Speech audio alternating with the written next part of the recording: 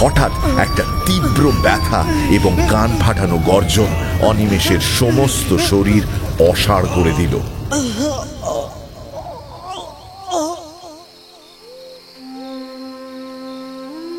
আর এই সময় অনিমেষের মনে হলো একটা অদ্ভুত বাঁশির সুর বাজছে কোথাও। ওর সঙ্গীদের সে দেখতে পাচ্ছে না, কিন্তু তাদের মুখ চোখ অদ্ভুত উজ্জ্বল। একটা নীলচে ধোঁয়া ওদের পাকে পাকে কোমর অবধি ঘিরে রেখেছে। স্বর্গছেড়ার মাঠে যে কাঁঠাল চাপা ফুটত সেই রকম একটা গন্ধে নাক ভরে যাচ্ছে।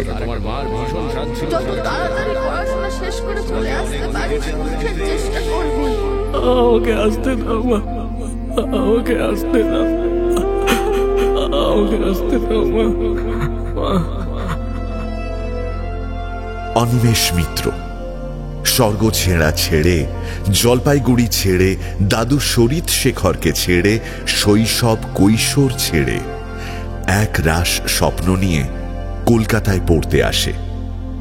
শিয়ালদা স্টেশনে নেমে কারফিউ থমথমে কলকাতায় পুলিশের গুলিতে জখম হয় সে। তারপর বেশ কিছুটা সময় কেটে গেছে। অনিমেষ এখন স্কটিশ চার্চ কলেজে পড়ছে, হস্টেলে থাকে। অচেনা শহর কলকাতাকে অনিমেষ চেনার চেষ্টা চালিয়ে যাচ্ছে প্রতিদিন।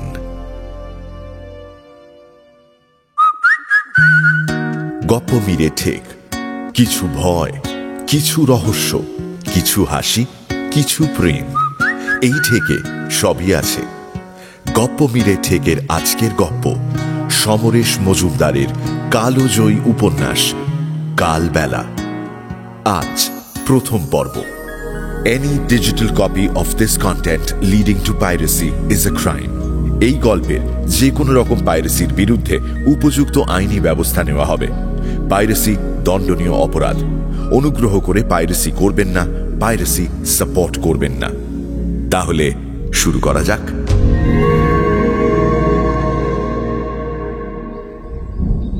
শেষ বিকেলটা অন্ধকারে ভরে আসছিল। দুপুরের পর থেকেই আকাশ মেঘলা। মাঝে মাঝে তরল মেঘেরা উড়ে উড়ে যাচ্ছিল আকাশ ছোঁয়া বাড়িগুলোর মাথা মুড়িয়ে, কিন্তু বৃষ্টিটাই যা হচ্ছিল না। জানলা খুললে অনেকটা দূর দেখা যায়। অনিমেষ চুপচাপ বসেছিল। এরকম মেঘের দুপুর কিংবা বিকেলে মন কেমন বিষণ্ণ হয়ে যায়। চোখ বন্ধ করলেই সেই মেঘগুলোর কথা মনে পড়ে যায় যারা ভুটান পাহাড় থেকে দল বেঁধে উড়ে এসে স্বর্গছেড়া চা বাগানের ওপর বৃষ্টি ঝরাত। এবছর ঘন মেঘের বিকেল এই প্রথম। আচ্ছা, মেঘেদের চেহারা কি পৃথিবীর সব জায়গায় একই রকম থাকে? তাহলে স্বর্গছেড়া এমনকি জলপাইগুড়ির মেঘগুলোর চেহারার চালচলন এখানকার থেকে একদম আলাদা কেন? ভীষণ ময়লা আর ঠুনকো মনে হচ্ছে এদের, যেন খুব কষ্ট করে আসছে ওরা। জমতে হয় তাই জমছে। মেঘ দেখতে গিয়ে অনিমেষ কাছের দূরের ছাদগুলো দেখে ফেলল। তিনতলার ওপর ঘর বলে বেশ কিছু দূর দেখতে পাওয়া যায়। কলকাতার মেয়েরা বিকেলের এই সময়টা ছাদে ছাদে কাটিয়ে দেয়। হয়তো ওদের কোথাও যাওয়ার জায়গা নেই, কিংবা এই বিরাট শহরে ঘুরে বেড়ানোর অনুমতি মেলে না। অন্তত এ পাড়ার মেয়েদের দেখলে ওর তাই মনে হয়। কিন্তু এই মেঘ থমথমে সন্ধেবেলায় যখন সব ছাদ খালি হয়ে গেছে, তখন ওই মেয়েটি ঘাড় বেঁকিয়ে আকাশের দিকে চেয়ে অমন করে কি দেখছে? মেয়েটি মাথা নামিয়ে কিছু ভাবল, তারপর এদিকে তাকালো। চোখাচোখি হতেই কি হলো কে জানে, এক ছুট লাগালো মেয়েটি। আর দেখা হলো না। অনিমেষ হেসে ফেলল।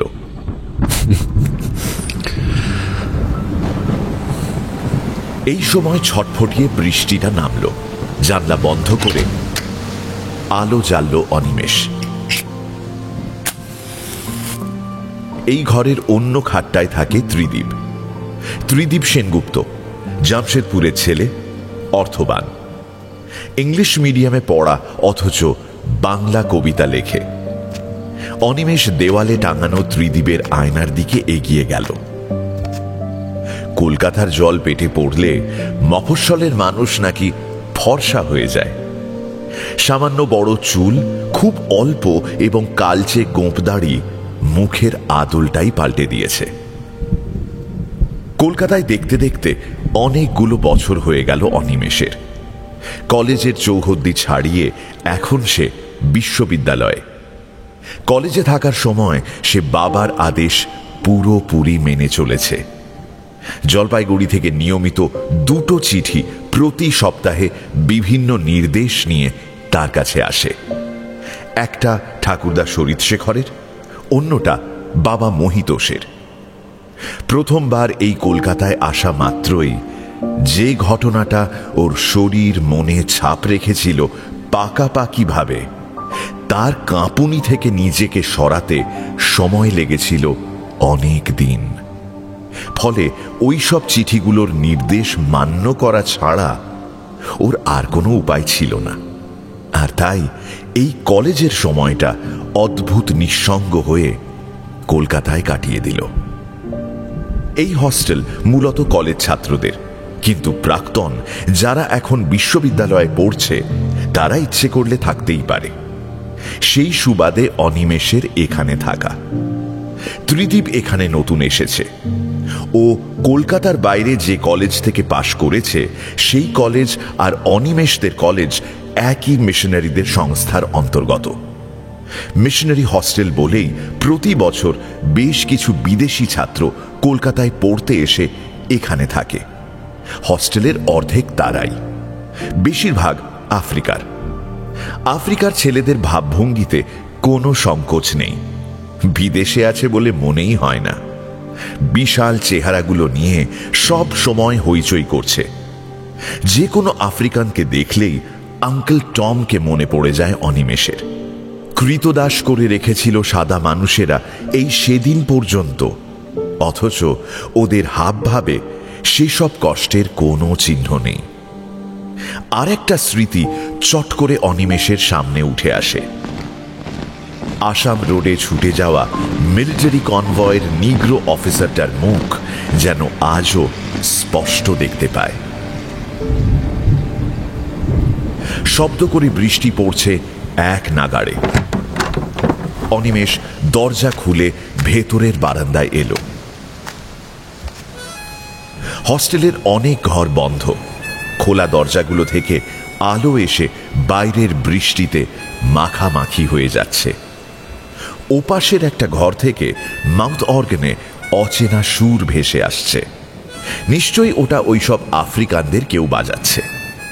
অনিমেষের খুব ইচ্ছে হলো ছেলেটিকে একবার দেখে আসে। 3 তলার বারান্দা ধরে বেশ কিছুটা এগিয়ে সেই ঘরটার সামনে এলো অনিমেষ। একটু সংকোচ হচ্ছিল। গায়ে পড়ে কথা বলতে কেমন যেন লাগে।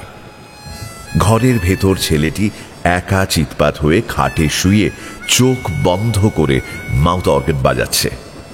বেশ ঢ্যাঙা চেহারা, জুতো শুদ্ধ পা দুটো খাটের বাইরে ঝুলছে। ঘরটা দারুণ অগোছালো, সাজগোজ করার কোনো চেষ্টাই নেই। কয়েক সেকেন্ড দাঁড়িয়ে সে ফিরে আসছিল, এমন সময় ছেলেটি বাজনা থামিয়ে উঠে বসে বলল, এই! পর মুহূর্তেই এক লাফে উঠে দাঁড়িয়ে 2 হাত বাড়িয়ে তাকে ভেতরে ডাকলো ছেলেটি। You get in please. Animesh ভেতরে ঢুকতেই চকচকে সাদা দাঁতে হাসল সে। ইয়া ইয়া। ওর আসার কারণটা বোঝাতে গিয়ে বিপদে পড়ল অনিমেষ। মনে মনে দ্রুত ইংরেজি করে নিয়েও সংকোচ হচ্ছিল ইংরেজিটা ভুল হতে পারে। শেষ পর্যন্ত অনিমেষ আঙুল তুলে মাউথ অর্গানটাকে দেখালো। ছেলেটি যেন খুব খুশি হয়েছে এমন ভঙ্গিতে বাদ্যযন্ত্রটা শূন্যে ছুঁড়ে দিয়ে ফের লুফে নিয়ে বলল, you like it? Yes, very sweet. Thank you. My friend Martha gave it. Sit down. Sit here, please. ওর টেবিলের সামনে রাখা চেয়ারটাকে টেনে নিয়ে খাটের পাশে রেখে সে অনিমেষকে ইঙ্গিত করল বসার জন্য। চতুর্দিকে ছেলেটির রং বেরঙের জামা কাপড় ঝুলছে। ওর রুমমেটটি এখনো বোধহয় ফেরেনি। চেয়ারে বসে ছেলেটিকে ভালো করে দেখল সে। চামড়ার রং কালো হতে হতে তা থেকে কেমন নীলচে জেল্লা বেরুচ্ছে। চোখ দুটো ছোট, মাথার চুলে চিরুনি বোলানো অসম্ভব এতটাই কোঁকড়া, বেতের মতো হিলহিলে নির্মেদ শরীর। I'm from Boto. We're glad to see an Indian in my room. এই প্রথমবার সে যে ইন্ডিয়ান তা কেউ অনিমেষকে বলল। অনিমেষ নিজের নাম বলল। এখন কিছুটা স্বচ্ছন্দ হয়েছে সে। I am Animesh. তুমি তো স্কটিশেই পড়ো? Yeah, BSc first year. You? আমি এমএতে অ্যাডমিশন নিয়েছি, এখনো ক্লাস শুরু হয়নি। Arts. Oh, that means you my senior. But you look so young. এখানে কেমন লাগছে তোমার? Good, but the food is very spicy. Why are you staying in the hostel? Your home not here. No, আমি এখান থেকে কয়েকশো mile দূরে ডুয়ার্স বলে একটা জায়গা থেকে এসেছি। Or is that place not in India?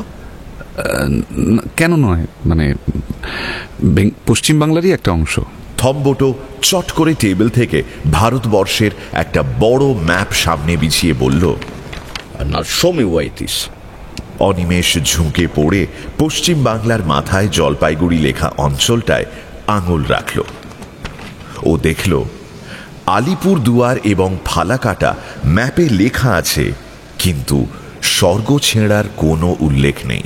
This looks like it is the foothill of the Himalaya. You mountain boy.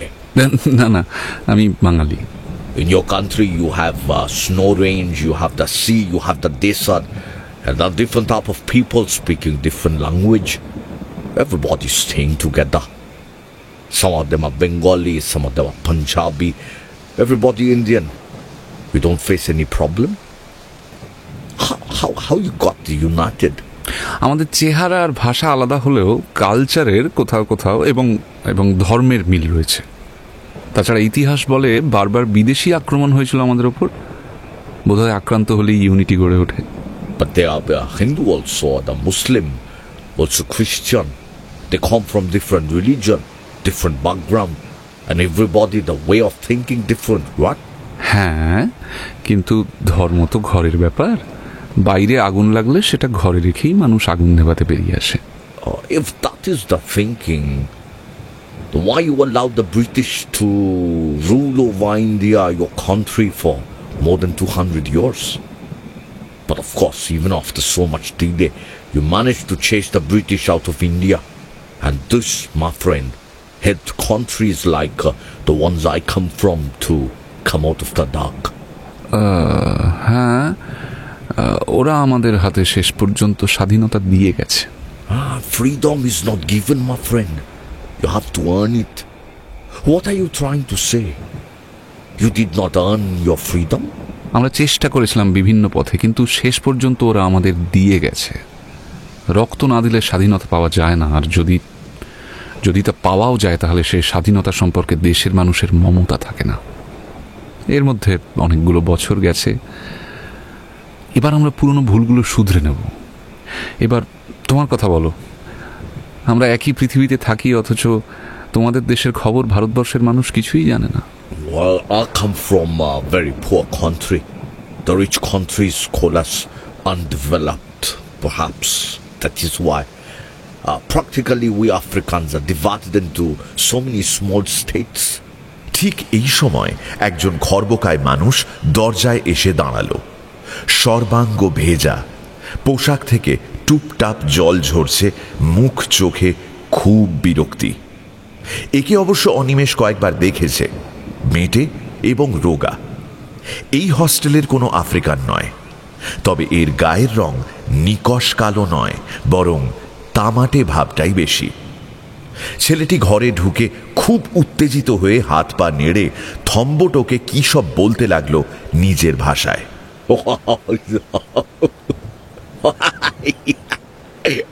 ভাষা ঠাওর না হলেও অনিমেষের মনে হলো ছেলেটি বোধহয় এই ঘরে ওকে দেখে রেগে গেছে।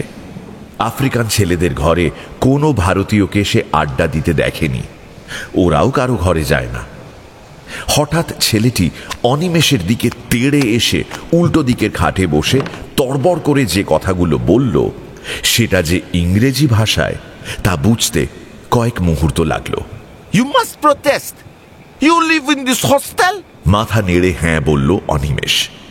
থম্বটো জানালো যে এই ছেলেটি ওর রুমমেট। আজ বিকেলে এক সদ্য পরিচিতা মহিলার সঙ্গে ওর বেড়াতে যাওয়ার কথা ছিল, কিন্তু বৃষ্টি এসে যাওয়ায় ওরা হস্টেলে ফিরে এসে আড্ডা মারবে ঠিক করেছিল। কিন্তু গেটে যে দারোয়ান আছে সে নাকি বাগড়া দিয়েছে এই বলে যে এখানে নাকি মেয়েদের প্রবেশ নিষেধ। যেহেতু এখন 8টা বেজে গেছে তাই ভিজিটার্স রুমটাও বন্ধ ছিল। থম্বটোর বন্ধু এতে ভীষণ অপমানিত বোধ করছে। তারা কেউ বাচ্চা নয়, এই ধরনের আইন মেয়েদের হস্টেলে থাকতে পারে, কিন্তু ওদের ওপর প্রয়োগ করা মানে রীতিমতো অপমান করা। That lady said she don't want to see Mosamba face anymore. Animesh ঘর থেকে বেরিয়ে যাওয়ার জন্য উঠে দাঁড়াতেই ছেলেটি খুব ঘেন্নার সঙ্গে বলে উঠল, You Indian are without backbone. Come on. এই শুনে অনিমেষের মাথায় রক্ত উঠে গেল। চট করে ঘুরে দাঁড়িয়ে সে ছেলেটির দিকে এগিয়ে গেল। ওর শরীর উত্তেজনায় কাঁপছে, দুটো হাতের আঙুল মুঠোয় ধরে রাখতে পারছে না। অনিমেষের মুখ চোখের ভাব দেখে ছেলেটি বোধহয় ভয় পেয়ে দুপা পিছিয়ে গেল। থম্বটো ব্যাপারটা বুঝতে পেরেই ছুটে এসে অনিমেষকে জড়িয়ে ধরল। ওর বিরাট শরীরের কাছে অনিমেষ এই মুহূর্তে অসহায় হলেও প্রাণপণে নিজেকে ছাড়িয়ে নিতে চেষ্টা করছিল। Animesh, you control yourself, my friend. Animesh, don't mind my friend. He don't know what to say to whom. But I'm very happy to see that you got angry. অনেক কষ্টে নিজেকে সামলে নিল অনিমেষ। থম্বটো এসে বাধা না দিলে ও নির্ঘাত ছেলেটিকে মারত। উনি মেয়েদের সঙ্গে আড্ডা দেবেন আর সেটা সমর্থন না করলে জাত তুলে গালাগাল দেবেন। কোনো রকমে থম্বটোর আলিঙ্গন থেকে নিজেকে ছাড়িয়ে বাইরে বেরিয়ে এলো অনিমেষ। আজ অবধি কখনো কারো গায়ে হাত তোলেনি সে। ছেলেটাকে মারলে ও নিশ্চয়ই কোনো প্রতিরোধ করতে পারত না। মারতে পারেনি বলে জীবনে এই প্রথমবার আফসোস হলো অনিমেষের। বাইরে এখনো সমানে বৃষ্টি পড়ছে, মেজাজটা খিঁচড়ে গেছে। আফ্রিকান ছেলেদের মানসিকতা এরকম হয় কিনা কে জানে, তবে থম্বটোর সঙ্গে কথা বলতে ভালো লাগছিল। কয়েক পা এগোতে না এগোতেই পিছনে ডাক শুনতে পেল সে। Hey, Animesh. কাছে এসে থম্বটো বলল, I feel bad. My friend very simple, innocent, but a little sensitive when it comes to ladies. Anyway, I feel great talking to you, my friend. You coming again? আজ থাক, আরেকদিন হবে। ঠিক এই সময় থম্বটোর ঘর থেকে একটা উদ্দাম সুর ভেসে এলো। মাউথ অর্গানটা যেন ঝড় তুলছে।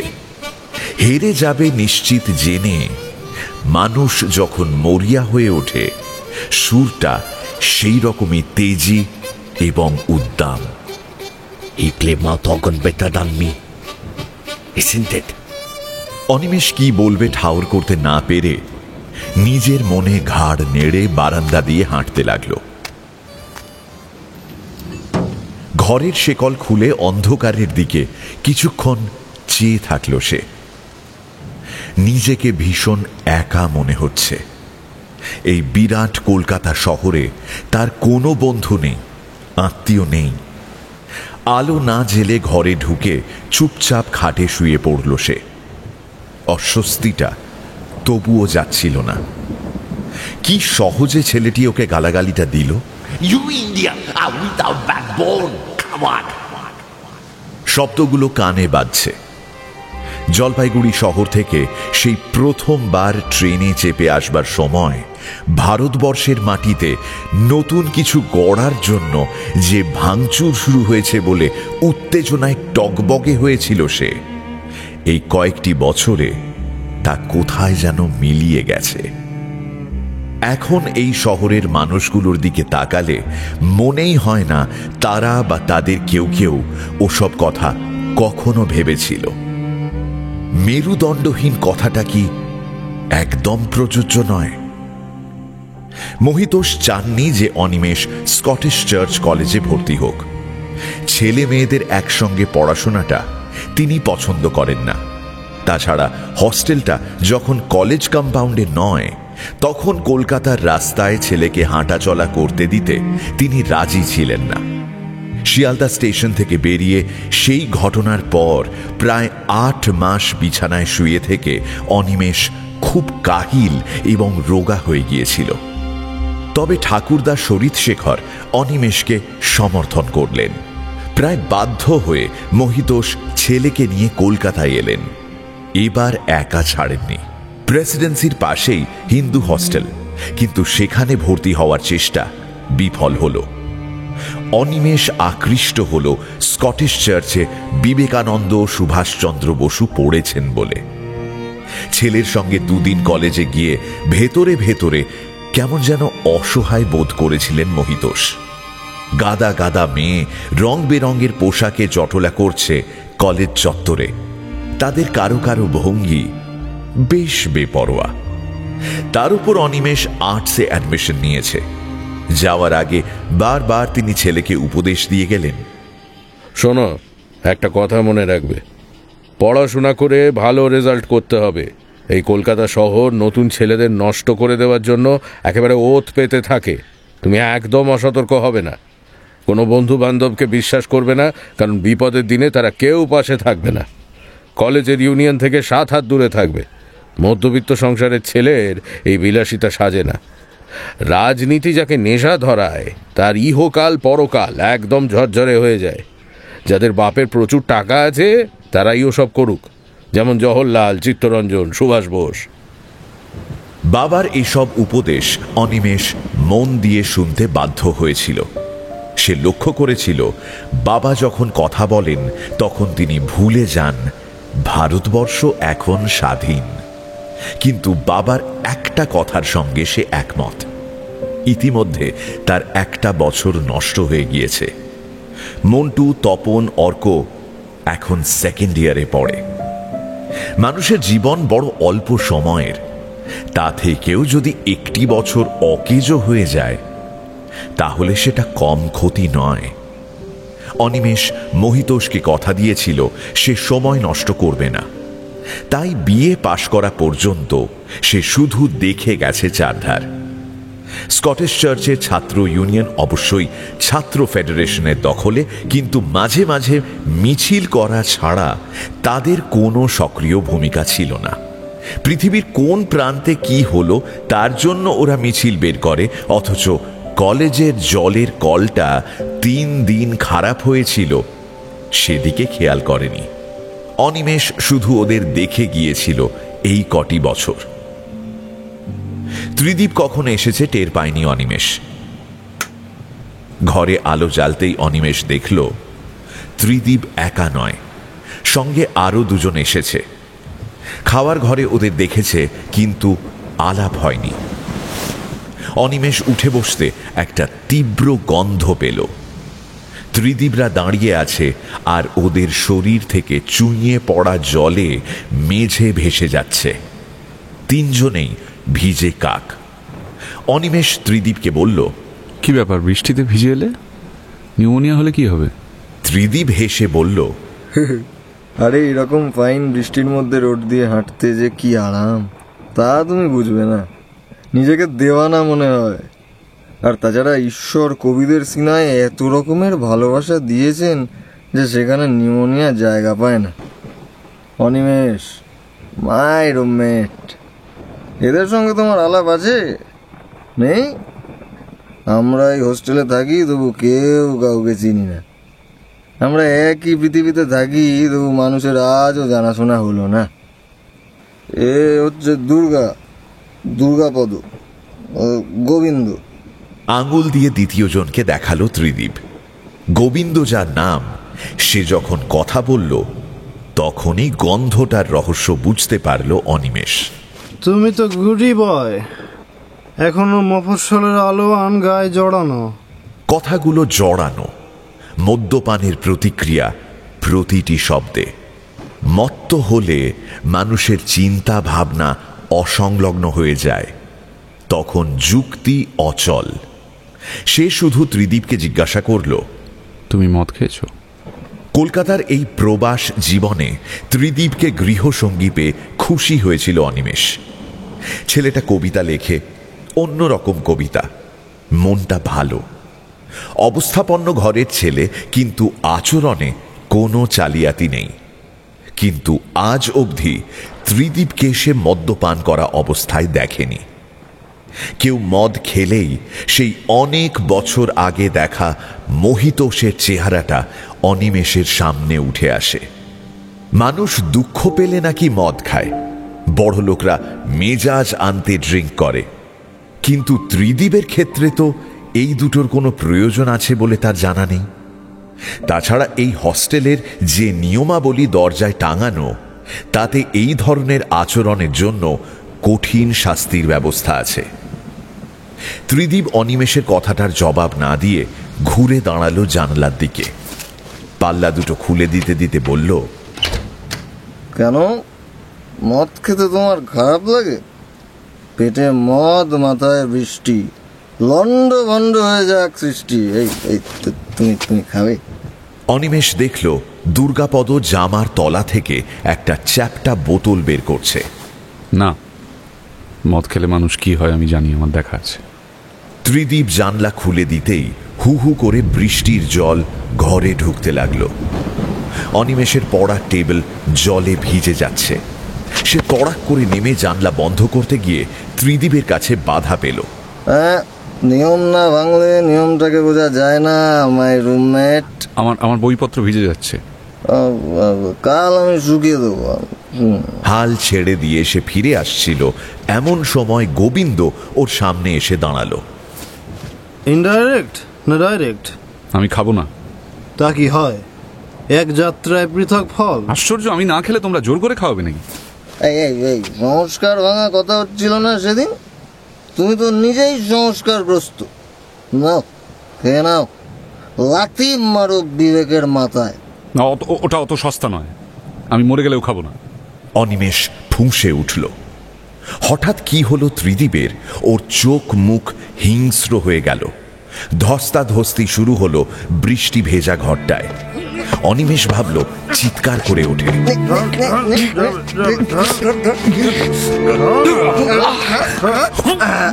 অনিমেষ কিছুতেই ওই তিন প্রায় মাতালের সঙ্গে পেরে উঠছিল না। প্রচন্ড শক্তিতে ওরা অনিমেষকে মাটিতে চিৎ করে ফেলে মুখের মধ্যে মদের বোতল গুঁজে দিল।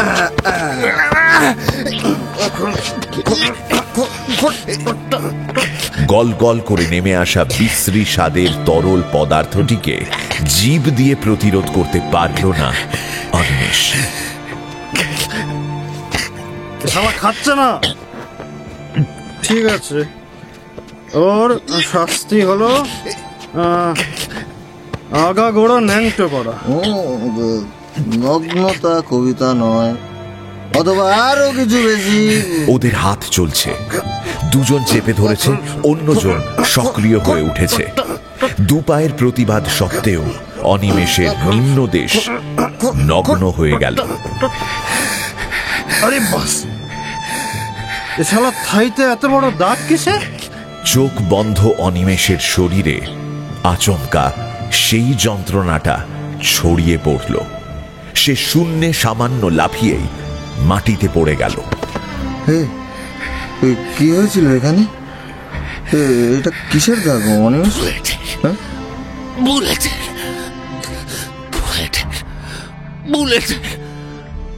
হাঁটুর খানিকটা ওপরে সেই গভীর তামাটে দাগ অস্ট্রেলিয়ার ম্যাপের আদল নিয়েছে।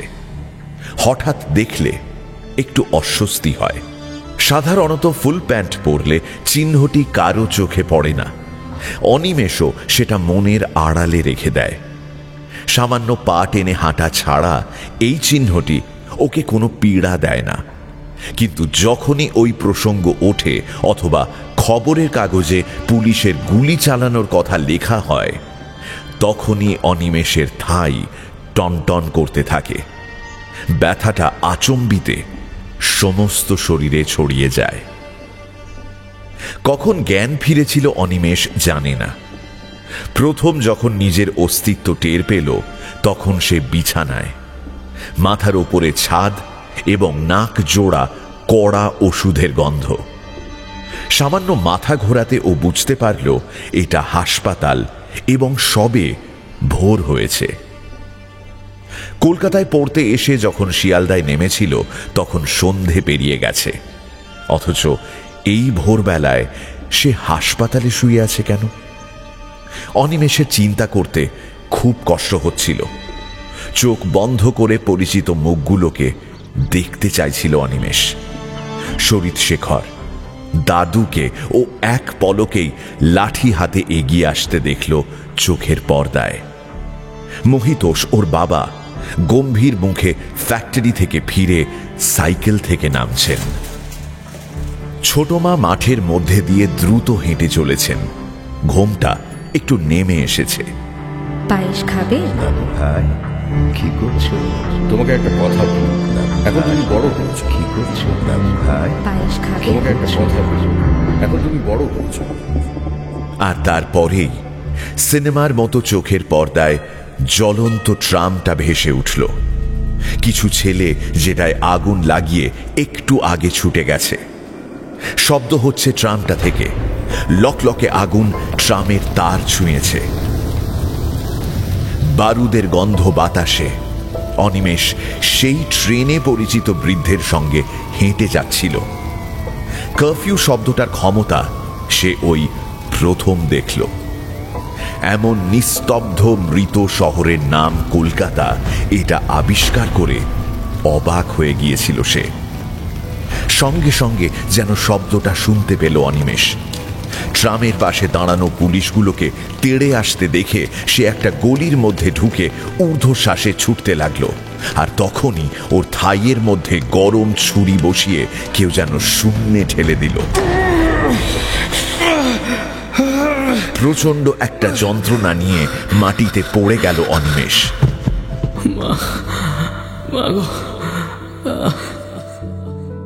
তারপর আর কিছু মনে নেই।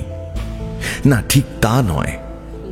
কতগুলো অস্পষ্ট মুখ, কিছু না বোঝা কথাবার্তা এর পরে সে শুনেছে বটে।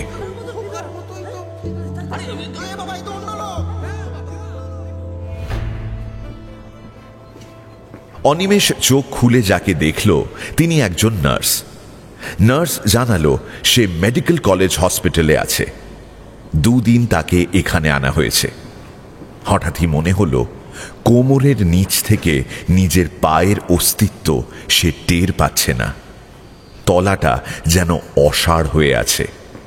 ব্যাপারটা কি বুঝে ওঠার আগেই শরীর ঝিমঝিম করতে লাগলো এবং পায়ের ওপর রাখা চাদর মাথা অবধি টেনে নেওয়ার মতো হঠাৎই একটা আচ্ছন্নতা ওকে ঢেকে ফেলল।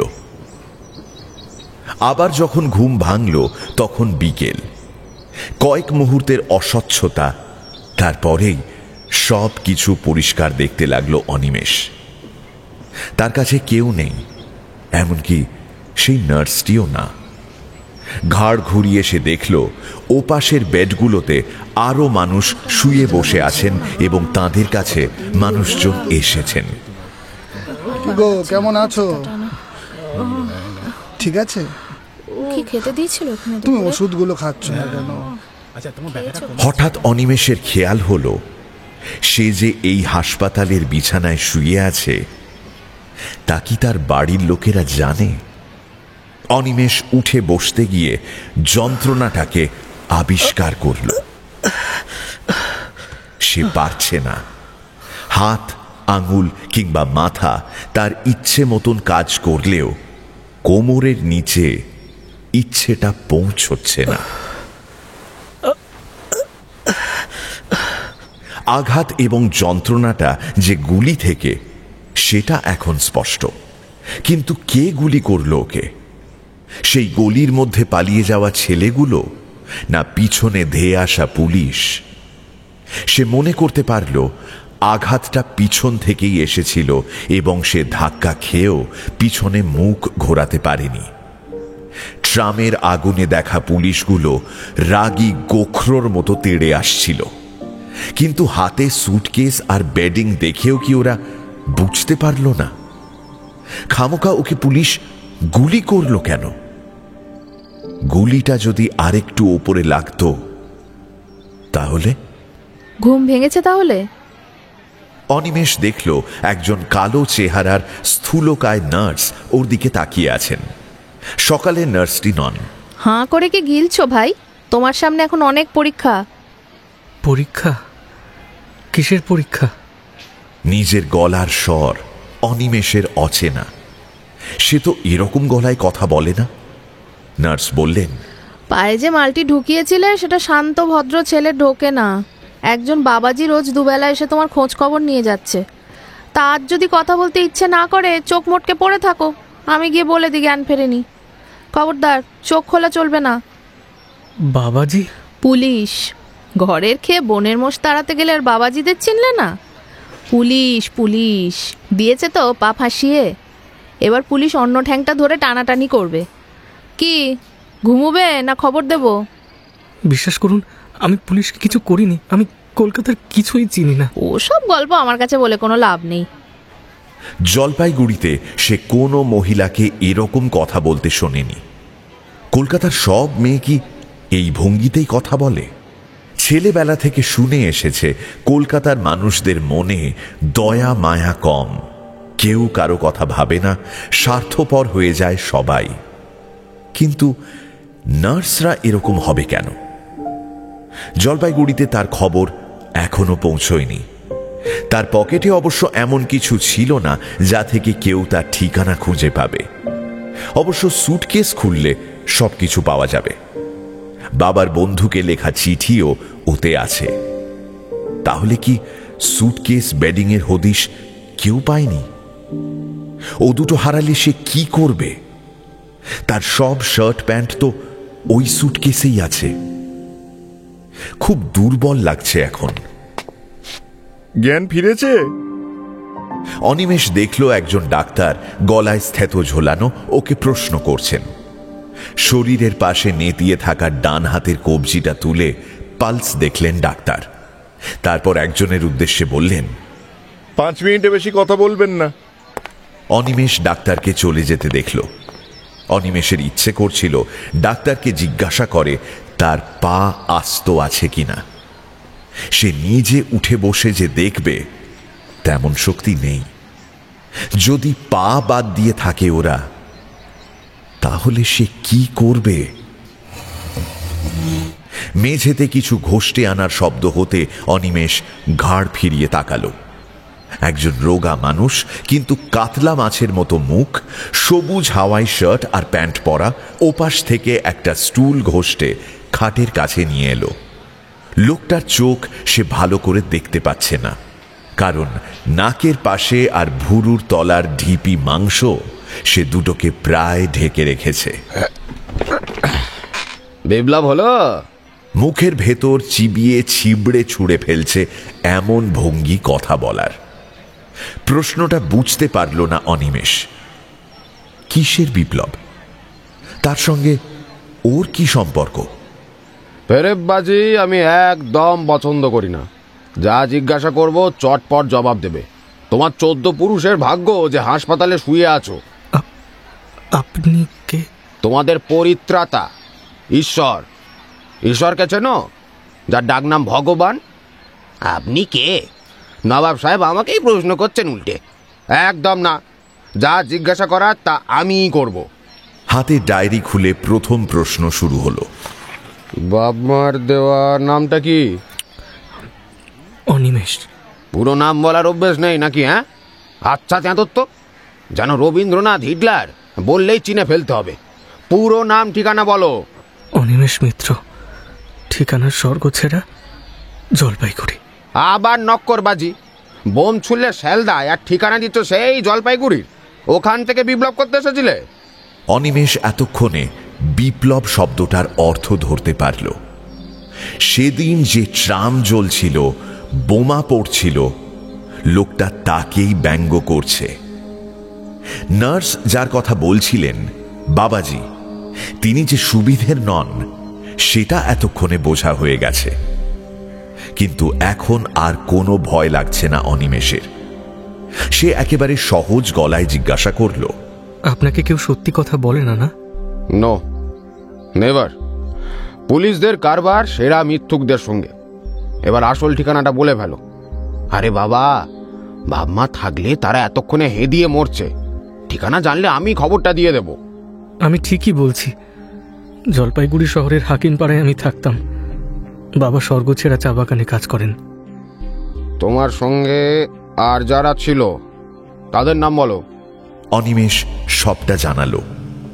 নর্থ বেঙ্গল এক্সপ্রেসে এসেছিল কলকাতা। স্টেশন থেকে বেরিয়ে আসা, রাস্তায় ট্রাম জ্বলছিল দাউ দাউ করে, সবটা বলল অনিমেষ। দাও দাও করে জ্বলছিল? হ্যাঁ, গপ্প বানানো না সবার ক্ষমতায় আসে না, বুঝলে ছোকরা? আমরা ট্রাম পোড়ানোর জন্য একমাত্র যাকে ধরতে পেরেছি সে হলো তুমি। আর তোমার গল্প হলো সেই সন্ধ্যেতে প্রথম তুমি কলকাতার মুখ দেখেছ। কিন্তু চাঁদু, ওই পোড়ো বাড়ির আখড়ায় যেখান থেকে বিপ্লব পরিচালনা করা হচ্ছিল, সেখানে তোমাকে পাওয়া গেল কি করে? সব তখন ভোবো অনলি তোমার হাফ ডেড বডি পড়েছিল তো। অনিমেষ চোখ বন্ধ করল। চেতনায় অস্পষ্ট হলেও তার মনে আসছে কারা যেন তাকে চ্যাংদোলা করে ছুটে যাচ্ছিল। তারপর কেউ ভুল নামে ওকে ডেকেছিল। সে চোখ না খুলেই বলল, আমি জানি না, আমার কিচ্ছু মনে নেই। এতক্ষণ এক নাগাড়ে কথা বলে যেটা সে ঠাওর করেনি সেটাই ঘটে গেল। কে যেন তাকে টেনে নিয়ে হু হু করে নিচে নেমে গেল এবং তারপর সব অন্ধকার। ঠিক কত ঘন্টা পর জানা নেই। ঘুম থেকে ওঠার মতো স্বাভাবিক ভঙ্গিতে চোখ খুলল অনিমেষ।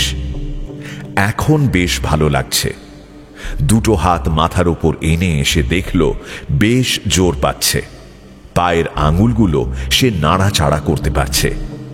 অনিমেষ দেখল গতকালের সেই অসুন্দর অথচ ভালো লাগা নার্সটি এসে দাঁড়িয়েছেন। বাড়িতে খবর গেছে কিনা জিজ্ঞেস করাতে অনিমেষ জানালো, আমার বাড়ি তো জলপাইগুড়িতে। যেদিন গুলিটা লাগলো সেদিনই আমি প্রথম কলকাতায় এসেছি। এই কথা কাউকে বোঝাতে পারছি না। কলকাতার কিছুই চিনি না আমি। বাবার এক বন্ধু এখানেই থাকেন, তার বাড়িতেই যাচ্ছিলাম। এই চা, পুলিশকে তো ওর ঠিকানাটা বলতেই ভুলে গিয়েছি। 7 নম্বর হরেন মল্লিক লেন, কলকাতা। কলকাতা কলকাতা 12 বোধ হয়। বাবার বন্ধুর নাম দেবব্রত বাবু। ওকে আমি কখনো দেখিনি। একটু যদি খবর দেওয়া যায়। নার্সটি খবর দেবে জানালো। দুপুরে একটু ঘুম ঘুম ভাব এসেছিল, কিন্তু গরমে জামা ভিজে গেছে। ঘেমো গন্ধ বেরুচ্ছে বিছানা থেকে। গা ঘিনঘিনে ভাবটা আর ঘুমোতে দিচ্ছিল না অনিমেষকে। অনিমেষ শুনেছে এখন নাকি কলকাতা একদম স্বাভাবিক। রাস্তায় বন্দুক হাতে পুলিশ নেই, কেউ বোমা ছুড়ছে না, ট্রাম পোড়াচ্ছে না। কলকাতা শহর যেমন হঠাৎই ফুঁসে ওঠে, তেমনি চট জলদি ঠান্ডা হয়ে যায়। যে জন্য আন্দোলন হয়েছিল সেটা যেমনকে তেমনই রয়েছে। এরকম ভাল্লুক জ্বরের মতো আন্দোলন করে কার কি লাভ হয়? কলকাতাকে জানতে হলে এই শহরে মিশে যেতে হবে। কোথাও যেন ঘন্টা বাজলো ট্রেন ছাড়ার, আর সঙ্গে সঙ্গে পাশের বিছানার মানুষেরা নড়ে চড়ে বসতে লাগলো। এটা ভিজিটার্স আওয়ার। অনিমেষ চোখ বুঝল, কিন্তু কয়েক মিনিট বাদেই একটা অপরিচিত গলায় নিজের নাম শুনে তাকে চোখ খুলতেই হলো। অনিমেষ? একজন মধ্যবয়স্ক ভদ্রলোক ওর মুখের সামনে দাঁড়িয়ে। ফর্সা, মাথায় পাতলা চুল, লম্বা ধুতি পাঞ্জাবি পরা। নিঃশব্দে ঘাড় নাড়ল সে। লোকটি অনিমেষের বাড়ি, বাবার নাম জিজ্ঞেস করল। আসার কথা ছিল আমার বাড়িতে, তার বদলে চলে এলে এই হাসপাতালে। কি আশ্চর্য! আমি তোমার বাবার বন্ধু দেবব্রত মুখার্জি, 7 নম্বর হরেন মল্লিক লেন, এখান থেকে 2 পা রাস্তা। কিন্তু ওই নার্স মহিলা যদি না যেতেন তাহলে জানতেই পারতাম না। ওর কাছেই সব শুনলাম।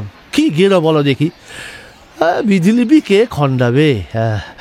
আমি তোমার বাবার টেলিগ্রাম পেয়েছিলাম যেদিন তোমার আসার কথা তার পরের দিন। কি ডাক ব্যবস্থা বোঝো।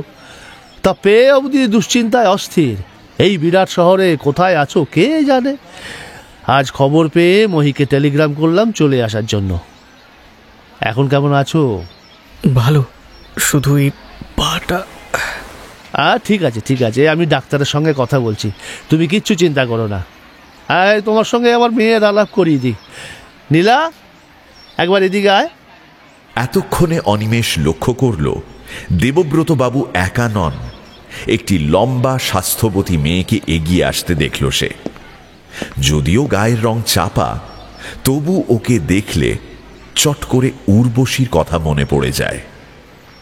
জলপাইগুড়ির বিরাম করের মেজ মেয়ে উর্বশী এখন কলকাতায় আছে। আপনার অ্যাক্সিডেন্টের খবর পেয়ে অবধি বাবা ছটফট করছেন, পারলে সেই দুপুরেই ছুটে আসতেন। রেডিওর ঘোষিকারা যেভাবে কথা বলে থাকেন সেইভাবে বলল মেয়েটি। অনিমেষ খুব ভালো ছেলে, ফার্স্ট ডিভিশনে পাশ করেছে। নীলাও এবারে পাশ করেছে, বুঝলে। বিদ্যাসাগর মর্নিংয়ে ভর্তি হয়েছে। আচ্ছা নীলা, তুই একটু ওর কাছে বস, আমি ডাক্তারদের কাছ থেকে ঘুরে আসি। দেবব্রত বাবুকে সত্যি চিন্তিত দেখাচ্ছিল। তিনি চলে গেলেন। কি কথা বলবে অনিমেষ বুঝতে না পেরে কিছুক্ষণ চুপ করে থাকল। নীলাও সেইভাবে দাঁড়িয়ে আছে। একসময় অনিমেষ বলল, আমার বোধহয় কলেজে ভর্তি হওয়া হবে না। আগে সেরে উঠুন তো, যেমন চটপট পুলিশের গুলির সামনে দাঁড়াতে গিয়েছিলেন। মফস্বলের লোক তো। কলকাতার লোকেরা বুঝি খুব বুদ্ধিমান হয়? হয়তো। যাক, বাবা চাইছিলেন আজই আপনাকে বাড়িতে নিয়ে যেতে, কিন্তু নার্স যা বললেন। আপনাদের বাড়িতে এই অবস্থায় গেলে অসুবিধে করব। তাই নাকি? এত জেনে বসে আছেন? বরং হয়তো উল্টো ব্যাপার হবে। তার মানে? আমার নাম শুনলেন তো? হ্যাঁ, নীলা। জানেন তো, ওটা আবার কারো কারো সহ্য হয় না। দেবব্রত বাবু খুব কাজের মানুষ, নইলে পুলিশ এত সহজে হাত গুটিয়ে নিত না। অনিমেষ শুনল লালবাজারে দেবব্রত বাবুর খুব জানাশোনা আছে। সেদিনের পর আর কোনো পুলিশ ওর সঙ্গে কথা বলতে আসেনি। ব্যাপারটা জেনে দেবব্রত বাবুর ওপর শ্রদ্ধা বেড়ে গেল অনিমেষের। হাসপাতালে এখন সে অনেকটা স্বচ্ছন্দ। দেবব্রতবাবু সেদিনই 2টো শার্ট আর পাজামা কিনে দিয়ে গিয়েছিলেন। পরদিন নীলা একটা ছোট বাস্কেটে তোয়ালে, সাবান আর পাউডার এনে দিয়েছে। নীলার সঙ্গে কথা বলতে অনিমেষের রীতিমতো ভয় করে। সে যে কলকাতার মেয়ে, অনেক বেশি জানে অনিমেষের চেয়ে, এটা বোঝাতে কসুর করে না নীলা। অনিমেষ আন্দাজ করে ওদের সংসার বেশ সচ্ছল। বাবা তো চিরকাল স্বর্গ ছেঁড়ায় রয়ে গেলেন। এদের সঙ্গে কি করে আলাপ হলো কে জানে। মহিতোষ যে বিকেলে এলেন, সেই দিনই মৃত্যু দেখল অনিমেষ। নিজের মাকে যে চোখের সামনে একটু একটু করে মরে যেতে দেখেছে, তার কাছে মৃত্যু কোনো নতুন ঘটনা নয়। কিন্তু এই ঘটনাটা একদম অবাক করে দেবার মতো। সকালে নার্স সবাইকে দেখাশোনা করছেন, তখনই ওর নজরে পড়ল অনিমেষের পাশের বেডের বৃদ্ধ টান টান হয়ে শুয়ে আছেন। নার্স বৃদ্ধের পাশে গিয়ে ঝুঁকে শরীরে হাত ছোঁয়ালেন। একবার নাড়ি দেখলেন, তারপর পায়ের কাছে পড়ে থাকা চাদরটা টেনে মুখ অবধি ঢেকে জুতোয় শব্দ তুলে বেরিয়ে গেলেন। এদিন আরেকটা ঘটনা ঘটল। 11টা নাগাদ অনিমেষ দেখল ওর বেডের দিকে একটি ছেলে এগিয়ে আসছে। হঠাৎ চোখ পড়ায় চমকে উঠেছিল সে। সমস্ত শরীর কাঁটা দিয়ে উঠেছিল, মনে হয়েছিল সুনীল দা এগিয়ে আসছে। পাজামা আর হ্যান্ডলুমের গেরুয়া পাঞ্জাবি পরনে ছেলেটি ঘরে ঢুকে অন্য বেডগুলো একবার দেখে তার দিকেই এগিয়ে আসছে। ছেলেটি ওর বেডের পাশে এসে চুপচাপ দাঁড়িয়ে থাকলো খানিকক্ষণ, তারপর বলল, এখন তো আপনি সুস্থ, মানে কথা বললে অসুবিধে হচ্ছে না, তাই তো? আপনি একটু সুস্থ না হলে আসতে পারছিলাম না। ওদের বুলেটটা নিচু হয়ে এসেছিল, এইটুকুই যা সান্ত্বনা। আপনার সব খবর আমি জানি। 2 দিন জ্ঞান ফেরেনি, প্রচুর ব্লিডিং হয়েছিল। আপনাকে ঠিক মানে আমি চিনতে পারছি না। আরে কি করে চিনবেন? তখন তো আপনার হুঁশই ছিল না, শুধু মা মা বলে গোঙাচ্ছিলেন। আপনারা আন্দোলন করছিলেন? হ্যাঁ। পুলিশ আপনাদের ধরতে পারেনি? না, আমার নাম সুভাষ সেন। চাকরি বাকরি পাইনি এখনো, ওই টিউশন করি কয়েকটা। আপনাকে আমি তুমি বলছি। হ্যাঁ, তোমার নাম তো অনিমেষ। এবারে স্কুল ফাইনাল পাশ করে কলেজে ভর্তি হতে এসেছো, তাই তো? তোমার সুটকেস খুলে এসব জানতে পারলাম। আমরা প্রথমে ভেবেছিলাম তুমি আমাদেরই দলের লোক। আপনাদের আন্দোলন এখনো চলছে? যতক্ষণ আন্দোলনটা আমাদের সবাইকার না হবে ততক্ষণ তার জীবন কয়েক ঘন্টা কিংবা দিনের। আমরা শুধু সরকারকে খুঁচিয়ে একটু বিরক্ত করতে পারি, কিন্তু সেটাকে বৃহৎ ব্যাপারে নিয়ে যেতে পারি না। তাই সেদিন গুলি চলল, ট্রাম পুড়ল, কাগজে হেডিং হলো, কিন্তু মানুষের অবস্থা একই রয়ে গেল। আপনারা কিসের জন্য আন্দোলন করছেন? জলপাইগুড়িতে তুমি কি বামপন্থী দলগুলোর সঙ্গে যুক্ত ছিলে? না। আচ্ছা, আজ থাক, পরে একদিন আলোচনা হবে। তোমার জন্য দুঃখিত, কলকাতায় পড়তে এসে কি হয়ে গেল। ও, তোমার সুটকেস আর বেডিং নিচের এনকোয়ারিতে জমা দিয়েছি আজ। মনে হয় ওরা কিছু সরাবে না, দেখে নিও সব ঠিক আছে কিনা।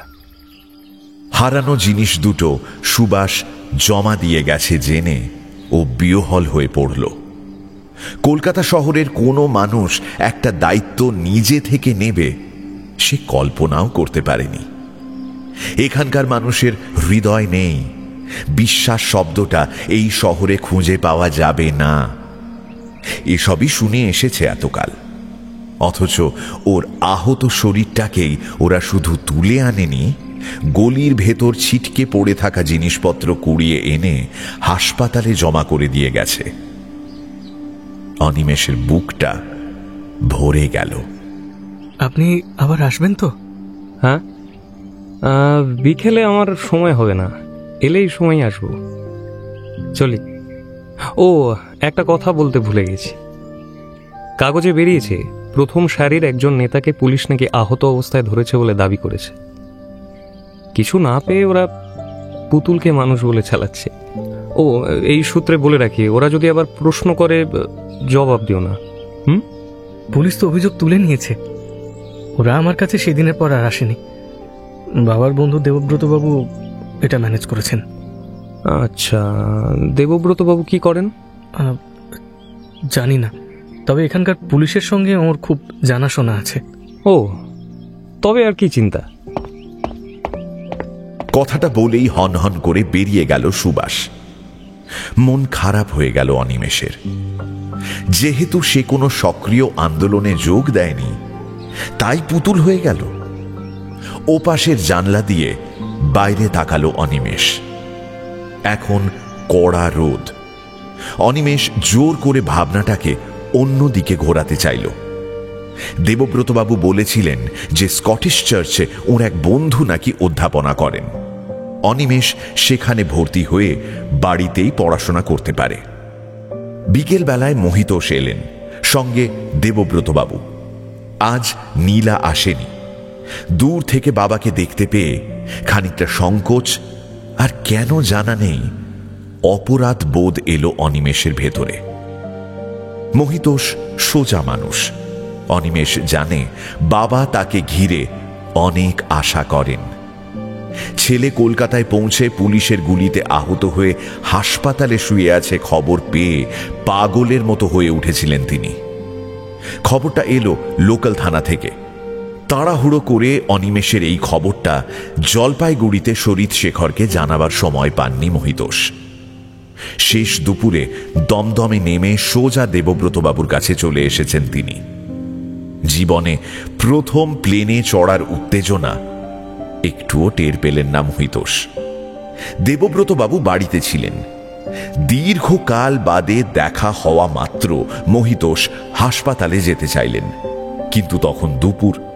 যেতে চাইলেই তো আর সম্ভব নয়। দেবব্রতবাবু মহিতোষকে বুঝিয়ে সুঝিয়ে সমস্ত ঘটনাটা শোনালেন। কলকাতার হাসপাতাল সম্পর্কে কোনো ধারণাই ছিল না মহিতোষের। একদম দেওয়াল ঘেঁষা বিছানায় ছেলে শুয়ে আছে, কোমর অবধি একটা চাদরে ঢাকা, মুখ শুকনো, ভীষণ রোগা দেখাচ্ছে। এক পলকে চেহারাটা দেখেই মহিতোষ হঠাৎ উত্তেজিত হয়ে উঠলেন। যে ছেলের জন্য এতটা পথ ঊর্ধ্বশ্বাসে দৌড়ে এলেন, তারই জন্য মনটা তিক্ত হল। তার মনে পড়ল এই ছেলে চিরকাল অবাধ্য এবং একসময় মুখোমুখি দাঁড়িয়ে সেই জেদ প্রকাশও করেছে। আসলে এটা মহিতোষকে জ্বালানোর একটা রাস্তা, যেটায় ওর মা মরে গিয়েও হেঁটে যাচ্ছে। অনিমেষ মুখ নামিয়ে নিল। চট করে বাবার দিকে চাইতে সাহস হল না। দেবব্রতবাবু বললেন, তোমার বাবাকে কত করে অনুরোধ করলাম আমার বাড়িতে থাকার জন্য, তা উনি শুনলেন না। মহিতোষ হল ঘরটার উপর নজর বুলিয়ে জিজ্ঞাসা করলেন, একটা ঘরে এতগুলো লোক রয়েছে, এখানে আলাদা ঘর পাওয়া যাবে না? আলাদা মানে কেবিনের কথা বলছেন? চেষ্টা করলে হয়তো পাওয়া যাবে, কিন্তু তার কি দরকার? কেবিনে থাকলে মানুষের মুখ দেখতে পাবে না, দুদিনেই হাঁপিয়ে উঠবে। এখানে খাবার টাবার কেমন দেয়? হাসপাতালে কি আর রাজভোগ খাওয়াবে? অনিমেষ বাবার দিকে তাকালো। খুব বিচলিত দেখাচ্ছে ওকে। বাবাকে দেখার পরই যে সংকোচটা এসেছিল, এখন সেটা অনেকটাই কম। বরং বাবার অদ্ভুত ব্যবহারে সে খুব অবাক হয়ে যাচ্ছিল। বাবা ওর সঙ্গে এখনো একটা কথাও বলেনি। মহিতোষ দেবব্রতবাবুকে বললেন, আচ্ছা, ডাক্তারের সঙ্গে কথা বলা যাবে এখন? চলুন দেখি। তবে আপনি যা চাইছেন তা কিন্তু হবে না। ছেলেকে নিয়ে ফিরে যাবেন সেটা অসম্ভব, দেখেই বুঝতে পারছেন নিশ্চয়ই। কিন্তু এখানে রাখা মানে তো আপনার উপর অত্যাচার করা। তাছাড়া এবছর যখন নষ্ট হচ্ছেই, চলুন আগে ডাক্তারের সঙ্গে কথা বলে দেখি। অনিমেষকে কিছু না বলে ওরা বেরিয়ে গেলেন।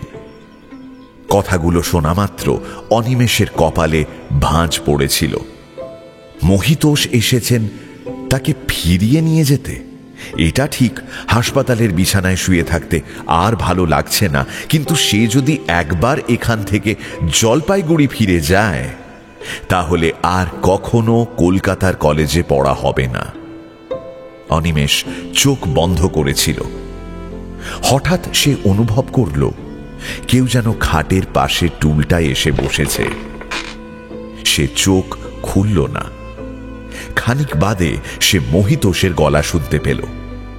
গলা অদ্ভুত বিষণ্ণ এবং কেমন ভাঙা ভাঙা। এরকম গলায় বাবাকে কখনো কথা বলতে শোনেনি অনিমেষ। খুব কষ্ট হচ্ছে খোকা? চোখ খুলল না অনি। এতক্ষণ কোথায় ছিল জানা নেই। অভিমানের সুতোটা টান টান হয়ে যেতে লাগলো। কিছুক্ষণ কোনো কথা নেই। তারপর খুব আলতোভাবে পায়ের উপর একটা স্পর্শ পেল অনিমেষ। ওর অপারেশনের জায়গায় হাত রেখে মহিতোষ জিজ্ঞাসা করলেন, খোকা, খুব ব্যথা করছে রে? সামান্য স্পর্শ, কিন্তু অনিমেষের মনে হলো কেউ করাত দিয়ে ওর পা কাটছে। অন্য সময় হলে আর্তনাদ করত, কিন্তু এখন শারীরিক যন্ত্রণাটাকে দাঁতে চাপল সে। প্রাণপণে স্বাভাবিক গলায় সে বলার চেষ্টা করল, না বাবা।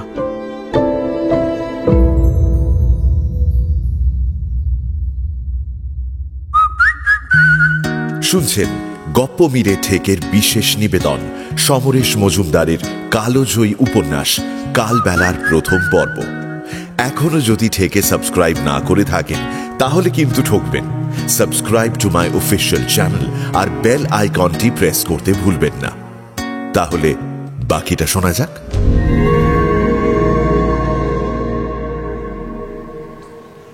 ব্যাপারটা যে এত দ্রুত চাউর হয়ে যাবে কল্পনা করতে পারেনি অনিমেষ। সেই সন্ধেবেলায় মাতাল ত্রিদীবেরা যখন ওই পায়ের দাগটা দেখে, তার পরদিন সকালে যখন আকাশ সাজানো রোদ উঠল, ত্রিদীবের সঙ্গে ডাইনিং রুমে ঢুকতেই ও বুঝতে পারল হস্টেলের বাঙালি বাসিন্দাদের চোখের দৃষ্টি পাল্টে গেছে। জুনিয়র ছেলেরা খেতে খেতে ওর দিকে তাকাচ্ছে বারে বারে, নিজেদের মধ্যে কথা বলছে, এবং সেটা ওকে কেন্দ্র করেই।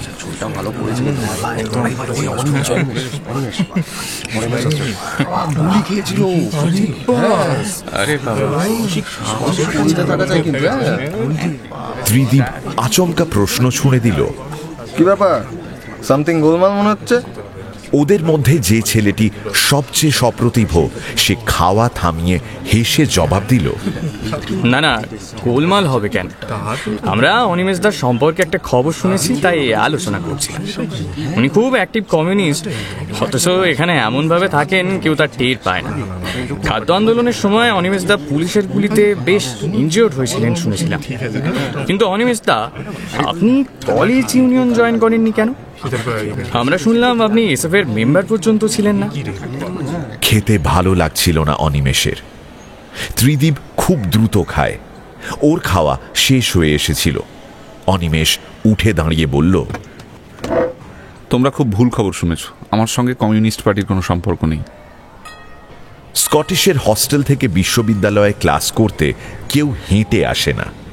অনিমেষ একটা মান্থলি করিয়ে নিয়েছে সেকেন্ড ক্লাস ট্রামের। সেটায় সেই ধর্মতলা থেকে শ্যামবাজার পর্যন্ত সারা দিন ধরে ঘোরা যায়, অথচ পয়সা সামান্যই লাগে। সেদিন ত্রিদীপ একটা কথা বলেছিল, ভারতবর্ষের কোথাও যখন জিনিসপত্রের দাম কমানো নিয়ে আন্দোলন হয়নি, তখন কলকাতায় একদিন দুদিনের জন্য হলেও বিক্ষোভ ফেটে পড়েছিল। অদ্ভুত, এখানে 10 পয়সা দিলে এক ভার চা পাওয়া যায়, 12 আনা পয়সায় একটা মানুষ ডাল ভাত তরকারি খেতে পারে। এই ব্যাপারটা দিল্লিতে কিন্তু নেই, অথচ এখানেই খাদ্য আন্দোলন হয়, 1 পয়সা ভাড়া বাড়লে ট্রাম পড়ে। কেন? দেখো, তার মানে কি এই যে বাংলার মানুষ খুব সচেতন, তাদের কেউ ভুলিয়ে রাখতে পারে না? তা তো না।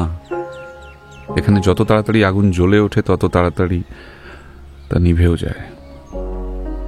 বেশিরভাগ বাঙালির চরিত্রই এই। আর অবাঙালিরা যারা এই শহর কলকাতায় প্রায় আধা আধি, তাদের সঙ্গে যেন এই সব আন্দোলনের কোনো সম্পর্ক নেই। দেখলে মনে হয় তারা যেন অন্য পৃথিবীতে বাস করে। ক্রমশ এই ধারণা বদ্ধমূল হচ্ছে, সাধারণ মানুষ কখনোই কোনো আন্দোলনের সঙ্গে নিজেদের জড়াতে চায় না, অথচ আন্দোলন বলে যেটা হয় সেটা তো সাধারণ মানুষের জন্যই। দ্বিতীয় শ্রেণীর মান্থলি টিকিট নিয়ে যাওয়া আসার পথে আর একটা ব্যাপার লক্ষ্য করেছে অনিমেষ। প্রথম শ্রেণীতে এক তিল জায়গা না থাকলেও ভদ্র বাঙালিরা কখনোই দ্বিতীয় শ্রেণীতে উঠতে চান না। সেখানে কিছু অবাঙালি এবং ওই 20 পয়সা আয় মার্কা মানুষের ভিড়, অথচ দুটো কামরা একই সঙ্গে গন্তব্যে পৌঁছচ্ছে। মেয়েদের মধ্যে তো এই বিচার আরো প্রবল। অনিমেষ কোনো সুন্দরী মহিলাকে দ্বিতীয় শ্রেণীতে যাতায়াত করতে দেখেনি। চাওয়া পাওয়ার ব্যাপারে এই দুটো শ্রেণীর মানুষেরাই সাধারণ, জনসাধারণ।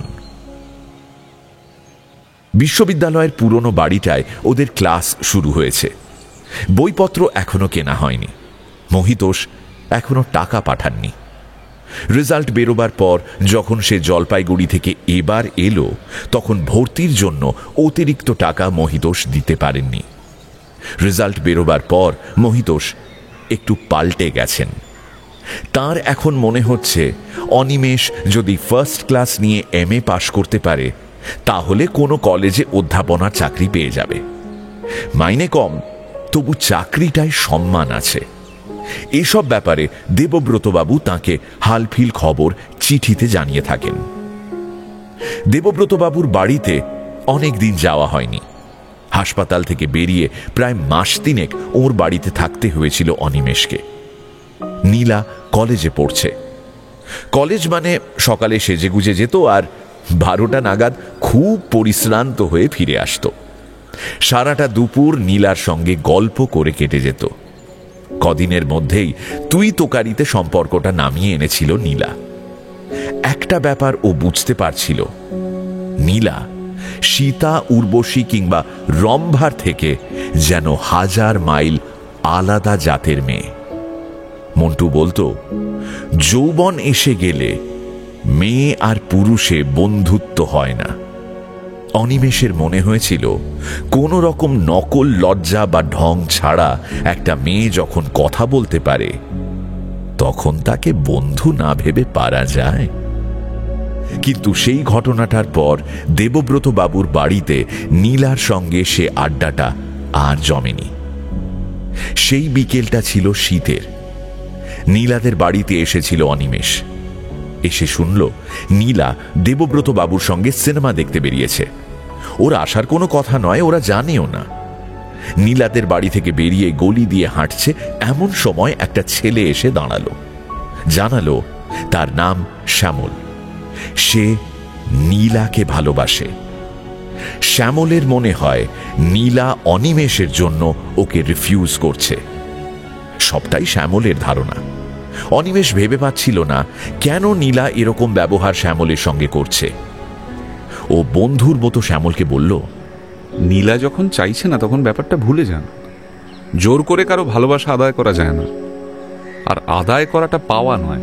ভুলে যাব? অসম্ভব। আমি তার আগে নীলাকে মেরে ফেলবো। ঠিক আছে, আপনি আমাকে কি করতে বলেন? তুমি যদি আর নীলার সঙ্গে যোগাযোগ না রাখো তাহলে নিশ্চয়ই নীলার মন আবার আমার দিকে ফিরে আসবে। Out of sight, out of mind. ঠিক আছে, আপনি নিশ্চিন্ত থাকুন, আমি নিজে নীলার কাছে আসবো না। কথা রেখেছিল অনিমেষ। এসব কথা দেবব্রত বাবুকে বলা যায় না। নীলা শ্যামলের সম্পর্কটা এখন কিরকম সে খবর আর পায়নি সে। এবং একটা অদ্ভুত ব্যাপার, নীলা তার সঙ্গে দেখা করতে আসেনি। নীলার কলেজ বিদ্যাসাগর থেকে স্কটিশ তো মোটে 10 মিনিটের রাস্তা। কলেজ স্ট্রিটের মোড়ে কি একটা গোলমাল হয়েছে। ট্রামগুলো লাইনবন্দি হয়ে পড়ায় অনিমেষ নেমে পড়ল। আজ প্রথম পিরিয়ড 12টায়। সময় আছে হাতে। বইয়ের দোকানগুলোর সামনে দিয়ে যেতে ওর খুব মজা লাগে। হ্যারিসন রোড পার হয়ে এপারে আসতেই অনিমেষ চমকে উঠল। প্রায় 5 বছর পর দেখল সুবাসকে। চেহারার সামান্য পরিবর্তন হয়েছে, কিন্তু চিনতে একটুও অসুবিধে হয় না। সেই গেরুয়া পাঞ্জাবিটি আর পাজামা, কাঁধে শান্তিনিকেতনী ব্যাগ, মাথার চুল উস্কো খুস্কো, হাতে সিগারেট নিয়ে কিছু একটা ভাবছে। অনিমেষ সোজা সামনে গিয়ে দাঁড়ালো। চিনতে পারছেন? আরে তুমি? কি আশ্চর্য, চিনবো না কেন? কেমন আছো? তোমার পা ঠিক আছে তো? প্রায় ঠিক, মানে কোনো অসুবিধা হয় না, তবে দৌড়লে লাগে। নাও, এতদিন পর দেখা হলো, একটা সিগারেট খাও। চারমিনারের প্যাকেটটা সামনে এগিয়ে ধরতেই অনিমেষ ঘাড় নাড়ল। না, সিগারেট সে খায় না তা নয়, কিন্তু ওই যে অতদিন বিছানায় শুয়ে থাকতে হলো, তারপর থেকে খাওয়ার ঝোঁকটাই একদম চলে গেছে। আর এখন মহিতোষ যে টাকা পাঠান তাতে সিগারেট খেতে গেলে খুব অসুবিধে হবে। বাহ, তুমি তো দেখছি বেশ গুডি বয়। যাক, তোমাদের ক্লাস শুরু হয়েছে, ওখানে আমাদের ছেলেদের সঙ্গে আলাপ টালাপ হলো? আপনাদের ছেলে মানে? তুমি কি স্কটিশ ছাত্র ফেডারেশন করতে না? অবশ্য করলে তো আমি জানতামই। না না, ইউনিয়নের সঙ্গে আমার সরাসরি সম্পর্ক ছিল না। আসলে আমার এই পা নিয়ে এত বিব্রত ছিলাম যে কিছু করতে সাহস পেতাম না। তাছাড়া কোনো ব্যাপার অস্পষ্ট থাকলে আমার মন তার মধ্যে যেতে সায় দেয় না। কিন্তু অস্পষ্টতা কিসের জন্য, এ নিয়ে কারোর সঙ্গে আলোচনা করেছো কখনো? তুমি তো ইউনিভার্সিটিতে যাচ্ছ। চলো তোমার সঙ্গে একজনের আলাপ করিয়ে দিই। কিন্তু আমার যে 12টায় ক্লাস। কি সাবজেক্ট? বৈষ্ণব সাহিত্য। ওটা জেনে তোমার কি কাজে লাগবে? পরীক্ষার আগে 3 দিন চোখ বোলালেই নাম্বার পেয়ে যাবে। শোনো, বিমানের সঙ্গে আলাপ করো, দেখবে ভবিষ্যতে কাজ করতে সুবিধা হবে। বিমানকে? ক্যালকাটা ইউনিভার্সিটি স্টুডেন্ট ফেডারেশন, ওটারই জেনারেল সেক্রেটারি। একতলার ক্যান্টিন রুমে সুভাষ সেনের সঙ্গে ঢুকল অনিমেষ। এখানে ও প্রথম এলো। 12টার সময় ক্যান্টিনে ভিড় কম, কয়েকজন ভাত খাচ্ছে। ওপাশে 3-4 জন ছেলে বেঞ্চিতে পা তুলে বসে গুলতানি মারছে। সুভাষ একবার চোখ বুলিয়ে ক্যান্টিনের ম্যানেজারকে বিমানের কথা জিজ্ঞাসা করল। ম্যানেজার জানালো 10 মিনিট অপেক্ষা করতে হবে। ওরা একটা বেঞ্চিতে বসলে সুভাষ 2টো চায়ের জন্য হুকুম দিল। এই 2টো চা দিয়ে যেত। অনিমেষ দেখেছে কলকাতার মানুষের কাছে every time is tea time, অথচ স্বর্গ ছেঁড়া চা বাগানে চা খাওয়ার এত চল নেই। বেশি খেলে শরীর কষে যায় এরকম একটা ধারণা চা বাগানের প্রায় প্রত্যেকটি মানুষের। বিমান খুব সিরিয়াস ছেলে, পলিটিক্যাল চিন্তাভাবনা ওর পরিষ্কার, কিন্তু মুশকিল হলো ওই সময় মতো কঠোর হতে পারে না, ফলে মাঝে মাঝে গোলমাল করে ফেলে। কিন্তু আমি অবাক হচ্ছি, তুমি 4 বছর কলেজে থেকে কি করে এসএফের সঙ্গে সম্পর্ক না রেখে চললে? কোনো কারণ নেই আসলে। আমার তো একটা বছর নষ্ট হয়ে গিয়েছে পায়ের জন্য, আর কোনো রিস্ক নিতে চাইছিলাম না। আমি যদি ফেল করতাম তাহলে আর পড়া হতো না, একবারে বিএ পাশ করাটা জরুরি ছিল। এখন তুমি গ্র্যাজুয়েট, কতটা লাভবান হয়েছো তুমি? বিএ পাশ করে তোমার কটা হাত গজিয়েছে? তুমি কোথাও দরখাস্ত করলে কেউ তোমায় চাকরি দেবে? সুস্থভাবে বাঁচার জন্য বিএ ডিগ্রিটা তোমাকে কি সাহায্য করবে? এই যে তুমি বাংলা নিয়ে এমএ ক্লাসে ভর্তি হয়েছো, ধরে নিলাম তুমি খুব ভালোভাবে পাশ করবে, কিন্তু তারপর এমএ পাশ করলে নিশ্চয়ই একটা চাকরি পাওয়া যাবে। ছাই পাওয়া যাবে। বোঝা যাচ্ছে তুমি কোনো খবরই রাখো না। স্ট্যাটিস্টিক্স বলছে 18 লক্ষ বেকার গ্র্যাজুয়েট আর 3 লক্ষ বেকার এমএ, আঙুল চুষছে। আর এই সংখ্যাটা প্রতি বছর বাড়বে। হ্যাঁ, তোমার যদি কোনো মামা থাকে তাহলে অবশ্য আলাদা কথা।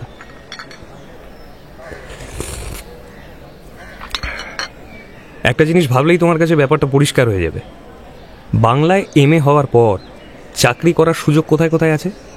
প্রথমে কলেজে, তারপর স্কুলে। এই 2 জায়গার বাইরে 2-1টা খবরের কাগজ, ব্যাস। প্রতি বছর কটা চাকরি স্কুল কলেজগুলোতে বাংলার জন্য খালি হচ্ছে? খুব জোর 50টা। হ্যাঁ, অথচ 2টো ইউনিভার্সিটি থেকে পাশ করে বেরোচ্ছে প্রায় 100-2-1 ছেলেমেয়ে।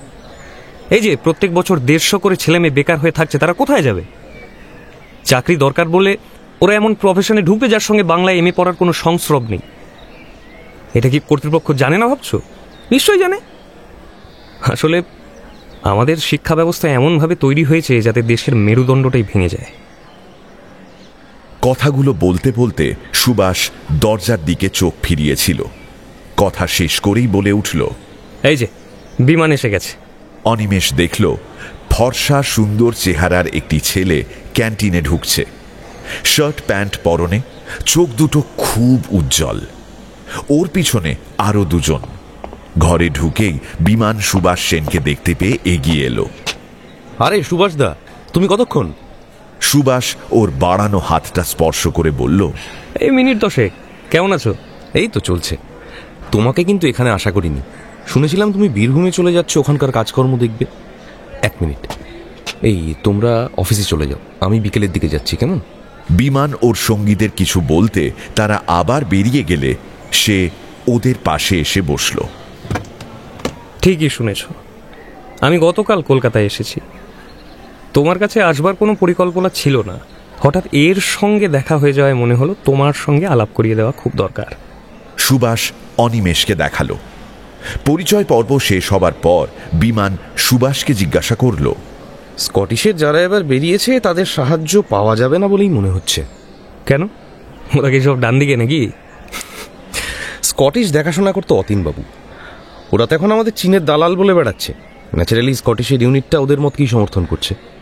পুরোপুরি ক্লাস শুরু না হলে ঠিক বোঝা যাবে না আমাদের দিকে কারা কারা আছে।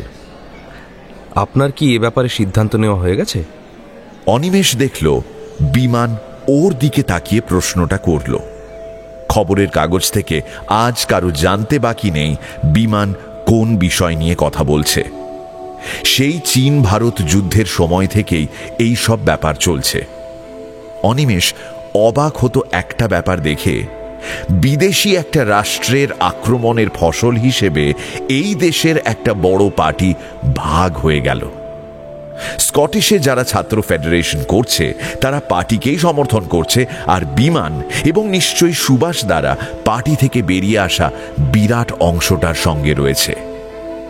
একই পার্টিতে দীর্ঘকাল একসঙ্গে থেকে পার্টির নেতারা চীন যুদ্ধের পর দ্বিমত হলেন, কিন্তু সেই সঙ্গে খবরের কাগজে যে কথাটা লেখা হলো সেটাই অনিমেষকে গুলিয়ে দেয়। ডানপন্থী কমিউনিস্টরা নাকি রাশিয়ার সমর্থক আর বামপন্থীরা চীনের। কেন আমরা বিদেশি রাষ্ট্রের কথায় পরিচালিত হব এটাই বুঝতে পারে না সে। বিমানের মুখের দিকে তাকিয়ে অনিমেষ উত্তর দিল, এসব ব্যাপার আমি সিরিয়াসলি কখনো ভাবিনি। ভাবেননি? আচ্ছা, নগরে যখন আগুন লাগে তখন কি দেবালয় অক্ষত থাকে? দেশের জন্য যদি চিন্তা ভাবনা করেন তাহলে একটা সঠিক পথে আপনাকে যেতে হবে। পথটা কি নেবেন সেটা আপনাকেই অবশ্য ঠিক করতে হবে। ঠিক হয়ে গেলেই সেটা আপনার কাছে সঠিক পথ। আজকের এই পরিবর্তিত রাজনৈতিক পরিস্থিতিতে প্রত্যেকটি ছাত্রের দায়িত্ব আছে। হ্যাঁ, আমি এটুকু বলতে পারি, অনিমেষ একসময় কমিউনিস্ট আন্দোলনকে সমর্থন করে আমার সঙ্গে কথা বলেছিল। আসলে পলিটিক্যাল কনসিয়াসনেস ওর মধ্যে আসেনি বলে এখনো মনস্থির করতে পারছে না, তাই তো? আপনি ভাবুন অনিমেষ, যদি কোনো ব্যাপারে অস্পষ্টতা থাকে তাহলে সরাসরি আমার সঙ্গে আলাপ করতে পারেন। এই সময় আরো কয়েকজন ছেলে ক্যান্টিনে ঢুকলো। ওদের দেখে বিমান একটু গম্ভীর হয়ে গেল। সুভাষ দাও একটু উসখুস করছিলেন। দলটা থেকে একজন এগিয়ে এলো। বিমান, তোমার সঙ্গে আমার কথা আছে। আমাদের ছেলেদের কাজ করতে দেওয়া হচ্ছে না। কে বাধা দিচ্ছে? আমরা? আমাদের কাছে তো তাই খবর। নবাগত ছাত্রদের অভ্যর্থনা জানিয়ে যেসব পোস্টার দেওয়া হয়েছিল সেগুলো ছিঁড়ে ফেলা হয়েছে। ছাত্র পরিষদের একটাও পোস্টার চোখে পড়ছে না। তুমি কি বলতে চাইছো ওগুলো আমরা ছিঁড়েছি? কেন ছিঁড়ব? ওই সব পোস্টার পড়লে কি নতুন ছেলেমেয়েরা আমাদের সব বিরোধী হয়ে যাবে? দেখো মুকুলেশ, আমি চাই না কারোর সঙ্গে গায়ে পড়ে বিরোধ করতে। তোমাদের যদি সত্যি কোনো নালিশ থাকে তাহলে ভিসির কাছে যাও, আমার কাছে এসছো কেন? মুকুলেশ বলল, আমরা কি করব সেটা আমাদের বিবেচ্য। যেহেতু তুমি জিএস আর বাম ছাত্র ফেডারেশন এই কাজ করছে, তাই তোমাকে জানিয়ে রাখা হলো। যদি একই রকম আচরণ চলতে থাকে তাহলে পরবর্তীকালে আমরা অন্যরকম ব্যবস্থা নিতে বাধ্য হব। কথা শেষ করে মুকুলেশ চলে যাচ্ছিল, বিমান তাকে ডাকলো। এই মুকুলেশ। মুকুলেশ পিছন ফিরে তাকাতে বিমান বলল, আমাকে এরকম ভয় দেখিয়ে কোনো কাজ হবে না, সেটা তুমিও জানো। তোমাদের পোস্টার কারা ছিঁড়েছে আমি জানি না, তবে ওইসব পোস্টার লেখার আগে তোমাদের চিন্তা করা উচিত ছিল। নতুন ছেলেমেয়েদের ওয়েলকাম করতে আমাদের গালাগাল করতেই হবে? এটা কি ধরনের ভদ্রতা? কই, আমাদের পোস্টারে তো তোমাদের সম্পর্কে কোনো কথা বলিনি। রাজনীতির প্রথম কথাই কি অভদ্রতা? রাজনীতির পার তোমার কাছ থেকে নেবার আগে আমার আত্মহত্যা করা উচিত। নতুন যেসব মুরগি ঢুকছে তাদের ব্রেন ওয়াশ করতে পারো, আমাকে জ্ঞান দিতে এসো না। তোমরা কতটা ভদ্র তার বিরাট লিস্ট আমার কাছে আছে। যথা সময়ে ছেলে মেয়েদের কাছে সেটা রাখবো। তুমি কি আমাকে চোখ রাঙাতে এসেছো? মুকুলেশ দরজায় দাঁড়িয়ে বলল, তুমি জেনারেল সেক্রেটারি, তোমাকে চোখ রাঙানোর সাধ্য কি? কিন্তু মনে রেখো, এই দেশটা ভারতবর্ষ। চীনের দালালদের আমরা ক্ষমা করব না।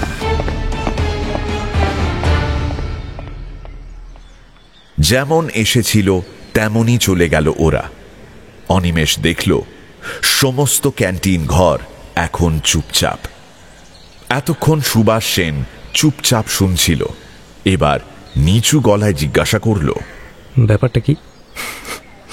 সেই পুরনো চাল, পায়ে পা লাগিয়ে ঝগড়া করা। দিনরাত গালাগাল দেবে, কিন্তু প্রতিবাদ করলেই ছাত্র ফেডারেশনের আক্রমণ বলে পোস্টার পড়বে।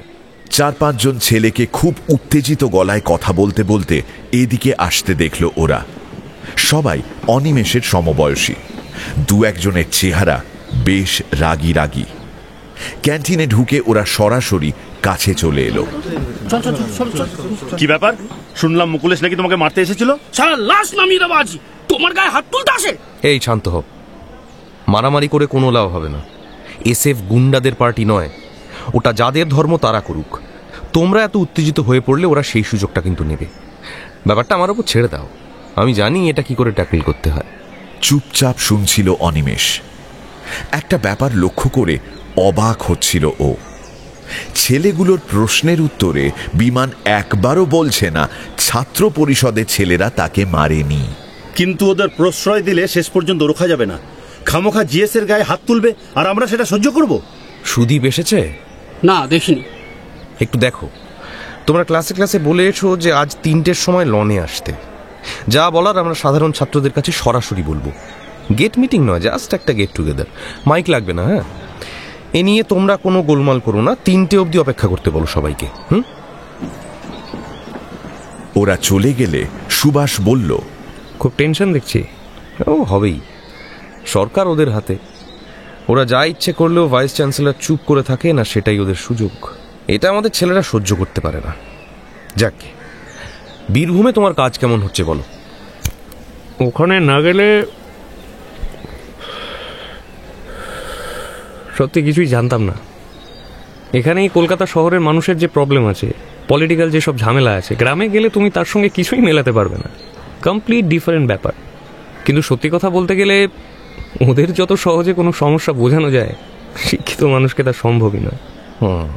তুমি কলকাতায় ফিরছো কবে পাকাপাকিভাবে? যবে পার্টি বলবে। তবে আমার ওখানে থাকতে কিন্তু খুব ভালো লাগছে। চলো আজ উঠি, কথা বলতে বলতে দেরি হয়ে গেল অনেক। সুভাষ উঠে দাঁড়াতেই বিমানও উঠে দাঁড়ালো। অনিমেষের মনে হলো বিমানের পলিটিক্যাল ধ্যান ধারণা সুভাষদার কথা মতো হয়তো খুবই ভালো, কিন্তু সুভাষদার দৃষ্টিভঙ্গি বিমানের চেয়ে অনেক বেশি উন্নত। অনিমেষ, তুমি কি এখন ক্লাসে যাবে? অনিমেষের খেয়াল হলো ততক্ষণে 2টো পিরিয়ড হয়ে গেছে। হ্যাঁ। ও, তাহলে আমি চলি। আবার কবে কলকাতায় ফিরবো জানি না, এলে দেখা করব। এই বিমানের সঙ্গে তোমার আলাপ হয়ে গেল, এখন কাজকর্ম শুরু করতে কোনো অসুবিধা নেই। আপনি আজই যাচ্ছেন? না, কাল সকালে যাব। কেন? কারণ নেই, এমনি জিজ্ঞাসা করলাম। আচ্ছা, এই তুমি স্কটিশের কোন হস্টেলটা থাকো? অনিমেষ ঠিকানাটা বলতে সুভাষ মাথা নেড়ে বলল, আচ্ছা ঠিক আছে, যদি সময় পাই সন্ধেবেলায় তোমার কাছে যেতে পারি। অনিমেষ এটাই চাইছিল, সুভাষদার সঙ্গে একটু আলাদা করে কথা বলা দরকার। কি কথা তা এই মুহূর্তে ওর মাথায় নেই। সমস্ত ব্যাপারটা কিরকম একটা ছায়ার মতন হয়ে আছে। ওরা ক্যান্টিনের সামনের প্যাসেজ দিয়ে বেরিয়ে আসছে, হঠাৎ বিমান চেঁচিয়ে একজনকে ডাকলো, সুদীপ! বাঁ হাতে একটা মোটা চুরুট জ্বলছে। সুদীপকে এগিয়ে আসতে দেখল অনিমেষ। সমবয়সী একটি ছেলে চুরুট খাচ্ছে, এটা দেখতে খুব বেমানান দেখাচ্ছে। সুদীপ কাছে এসে বলল, মুকুলেশের ব্যাপারটা শুনলাম, চলো ইউনিয়ন রুমে বসা যাক। বিমান হাঁটতে হাঁটতে বলল, সুদীপ, এর নাম অনিমেষ, ফ্রেশার, স্কটিশ থেকে আসছে। Scottish church? ও হো, ওখানকার একটা ছেলের কথা শুনলাম একটু আগে, খুব ইন্টারেস্টিং কেস। একটি ছেলে, নামটা কি জানো? ছেলেটি নাকি অ্যাক্টিভলি পার্টির কাজকর্ম করে, অথচ স্কটিশের স্টুডেন্টস ফেডারেশনের সঙ্গে কোনো সম্পর্ক রাখেনি। সব থেকে বড় খবর, লাস্ট মুভমেন্টে ওকে নাকি পুলিশ গুলি করে মেরে ফেলতে চেয়েছিল, লাকিলি বেঁচে গেছে। অনেকে নাকি বুলেটের দাগ দেখেছে। অনিমেষ খুব অবাক হয়ে গেল। এত দ্রুত গল্পটা বাড়তে বাড়তে এইখানে চলে এসেছে। এভাবে যদি এগোয় তবে শেষ পর্যন্ত সে বিরাট বিপ্লবী হয়ে যেতে পারে। আরে তোমরা যার কথা বলছো সে তোমাদের সামনেই দাঁড়িয়ে আছে। তবে ঘটনাটা হলো, পুলিশের বুলেট ওর পায়ে লেগেছিল, এটা ঠিক। 1 বছর নষ্ট হয়েছে, মারাও যেতে পারত। কিন্তু কমিউনিস্ট পার্টির সঙ্গে ওর কখনো কোনো সম্পর্ক তৈরি হয়নি। বাকিটা সবার মন গড়া গল্প। পুলিশ আপনাকে কেন গুলি করলো? ভুল করে দৌড়চ্ছিলাম বলে ভেবেছিল আমি বোম মেরেছি। কিন্তু তবু আপনি অভিনন্দনযোগ্য। আমার আন্তরিক অভিনন্দন গ্রহণ করুন কমরেড। এই প্রথম কেউ তাকে কমরেড সম্বোধন করল। একই সঙ্গে অস্বস্তি এবং এক ধরনের খুশি অনিমেষকে টালমাটাল করে দিল। কোনটার পাল্লা ভারী ঠিক বোঝা যাচ্ছে না। অনিমেষ মুখ নিচু করে বলল, আপনারা বোধহয় তিলকে তাল করছেন, আমি তার যোগ্য নই। বিমান এক হাত দিয়ে ওর কোমর জড়িয়ে ধরে জিজ্ঞাসা করল, আঘাতটা কেমন ছিল? আমি প্রায় 8 মাস বিছানায় শুয়েছিলাম, 1টা বছর নষ্ট হয়ে গেছে। তাই নাকি? তাহলে তো আমরা একসঙ্গে পাশ করেছি। অনিমেষ, আপনার পায়ে কি এখনো বুলেটের দাগটা আছে? হ্যাঁ, ওটা মৃত্যু অবধি থাকবে। আমার থাইটা বিভৎস হয়ে আছে। ভালোই হলো, আপনি আমাদের হাত শক্ত করুন। বিমান ওর সঙ্গে করমর্দন করল। সুভাষকে সামান্য এগিয়ে দিয়ে অনিমেষ দোতলায় উঠে এলো।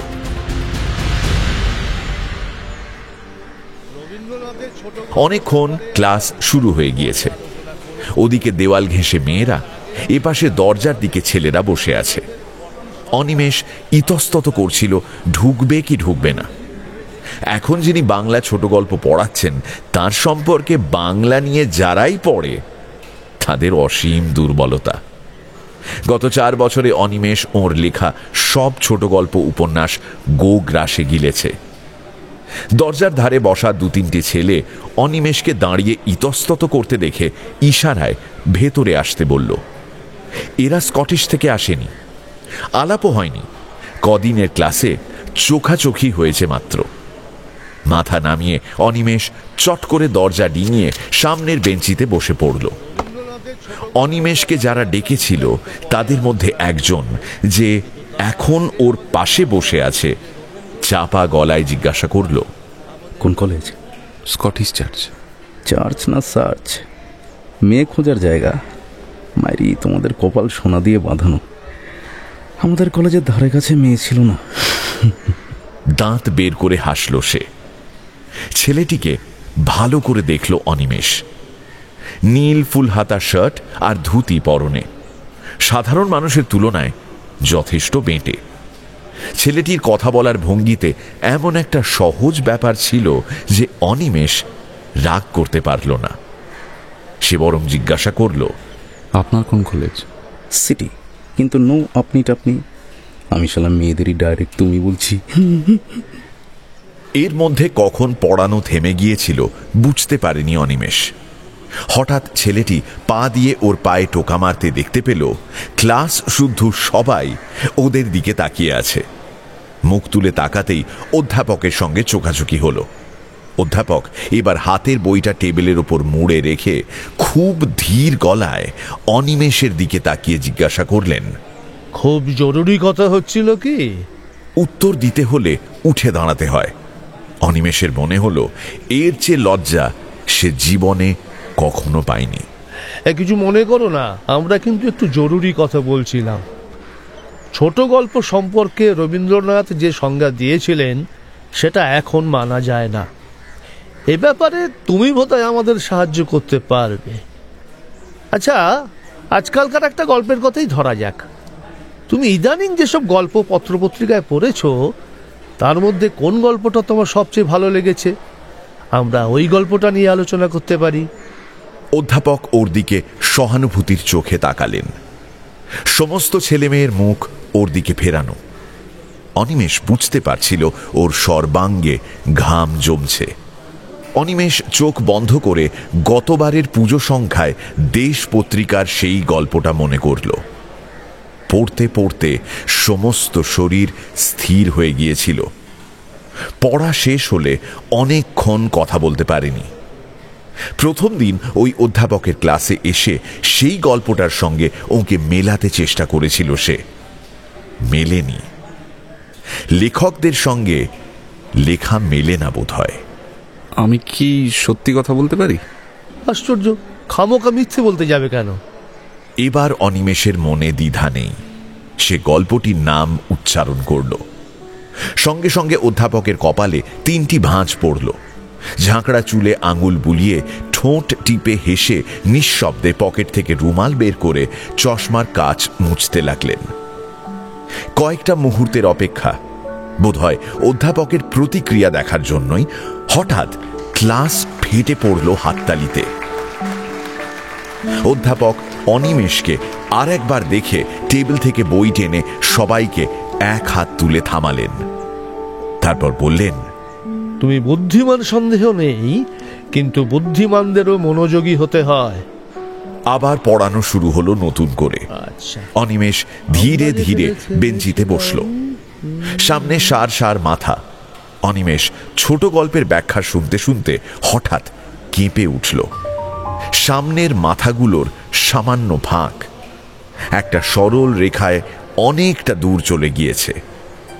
সেই রেখার শেষে যে বসে আছে তার দুটো চোখ এখন ওর মুখের ওপর নিবদ্ধ। অমন আয়ত গভীর দৃষ্টি, যেন মনে হয় সমস্ত হৃদয় ওই চোখে মাখানো। অনিমেষ বুকের মধ্যে অজস্র ঝর্ণার চাঞ্চল্য আবিষ্কার করল। দৃষ্টিটা সরছে না, কিন্তু একটু বাদেই সরল রেখাটা ভেঙে গেল। মাথাগুলো সামান্য নড়াচড়া করতেই চোখ দুটো হারিয়ে গেল। বুকের মধ্যে থম ধরে গেছে, নিঃশ্বাস নিতে কষ্ট হয়। অনিমেষ কোনো কারণ বুঝতে পারছিল না। এরকম হলো কেন তার? অধ্যাপকের পড়ানোটা কান দুটোই পৌঁছচ্ছে না, যেন ওর সবকটি ইন্দ্রিয় হঠাৎ অকেজো হয়ে গিয়েছে। শুধু দুটো চোখ একটা পদ্ম ফুলের মতো মুখের ওপর থেকে সরাসরি উঠে এসে তার রক্ত নিয়ে খেলা করে যাচ্ছে। এর মধ্যে ঘন্টা পড়েছে। অধ্যাপক ক্লাসরুম থেকে বেরিয়ে যেতে যেতে করিডোরে দাঁড়িয়ে পড়েছেন কখন টের পায়নি অনিমেষ। কে একজন এসে ওকে বলল, স্যার তোমাকে পরে প্রফেসর রুমে দেখা করতে বলেছেন। অনিমেষ বেরিয়ে আসছিল, হঠাৎ পিছন থেকে সিটি কলেজের ছেলেটিকে দেখতে পেল সে। তুমি, তোমাকে একটু প্রণাম করতাম। টিচিকে যেভাবে বোল্ড করলে গুগলি দিয়ে, তুমি মায়েরই সাধারণ মাল নও। আমার নাম অনিমেষ, তোমার নাম? পরমহংস রায়। পরম বলে ডাকাই ভালো, শেষেরটা শুনলে খারাপ লাগে। ওরা যখন কথা বলছে তখন অন্যান্য ছেলেমেয়েরা ক্লাসরুম থেকে বেরিয়ে করিডোরে যাওয়া আসা করছে। বাংলা ক্লাসে মেয়েদের সংখ্যাই বেশি। অনিমেষ আর চোখে তাদের দেখছিল না, সেই চোখ দুটোর দেখা পাওয়া যাচ্ছে না। সম্ভবত সে ক্লাস থেকে বের হয়নি। সে ভেবে পাচ্ছিল না তার এরকমটা কেন হচ্ছে। স্কটিশে ওদের সঙ্গে প্রচুর মেয়ে পড়ত। তাদের মধ্যে কেউ কেউ সত্যিকারের সুন্দরী ছিল, কিন্তু কখনো তাদের দেখে ওর মনে এরকম চাঞ্চল্য আসেনি। পরের ক্লাস আরম্ভ হবার সময় অনিমেষ দেখল সুদীপ করিডোর দিয়ে হেঁটে আসছে, হাতে তেমনি আধ পোড়া চুরুট। ওকে দেখে সুদীপ একটা হাত নেড়ে দাঁড়াতে বলল, ওই যে লিডার আসছে, তুমি চেনো নাকি? অনিমেষ ঘাড় নেড়ে এক পা এগোতেই সুদীপ কাছে এসে গেল। তোমাকেই খুঁজছিলাম। এইটা তোমার ক্লাস তো? তোমাকে আমাদের ভীষণ প্রয়োজন কমরেড। কেন? শোনো, তুমি অবশ্যই 3টের সময় লনের মিটিংয়ে যাবে, আর বাঁ দিকের থামের নিচে দাঁড়াবে যাতে প্ল্যাটফর্ম থেকে তোমাকে স্পষ্ট দেখা যায়।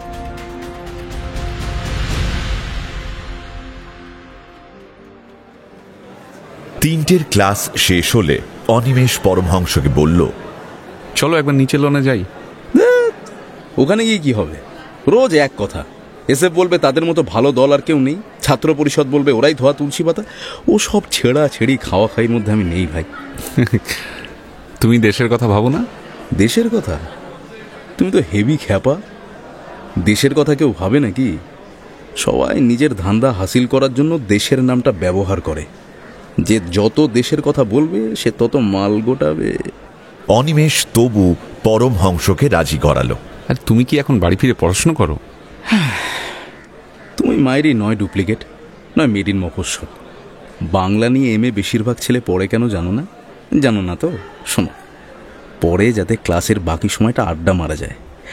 আমি এখান থেকে বেরিয়ে কফি হাউসে যাব, তারপর হেঁটে চিতপুর গিয়ে টিউশনি সেরে বাড়ি ফিরবো। এতক্ষণে সব ছেলেমেয়েরা ক্লাস থেকে বেরিয়ে গেছে। আজ ওটাই শেষ পিরিয়ড ছিল। অনিমেষ দেখল 3টি মেয়ে নিচু গলায় কথা বলতে বলতে ক্লাস থেকে বেরিয়ে করিডোর দিয়ে হাঁটতে হাঁটতে চলে গেল। তাদের একজনের মুখ নিচে নামানো, কিন্তু অনিমেষের একটুও বুঝতে অসুবিধে হলো না এই সেই মেয়ে। ওরা 3জনই কিন্তু একবারও এদিকে ফিরে তাকালো না।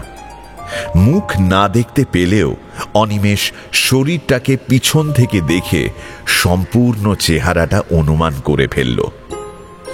অত সুন্দর চেহারার মেয়ে অমন করে ওর দিকে চেয়েছিল কেন?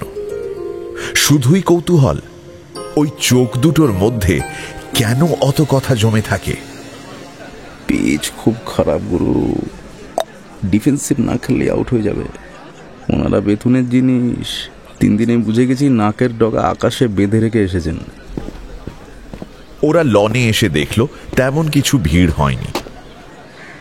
বড়জোর শখানেক ছেলে এবং কিছু মেয়ে একটা উঁচু চাতালের সামনে জমা হয়েছে।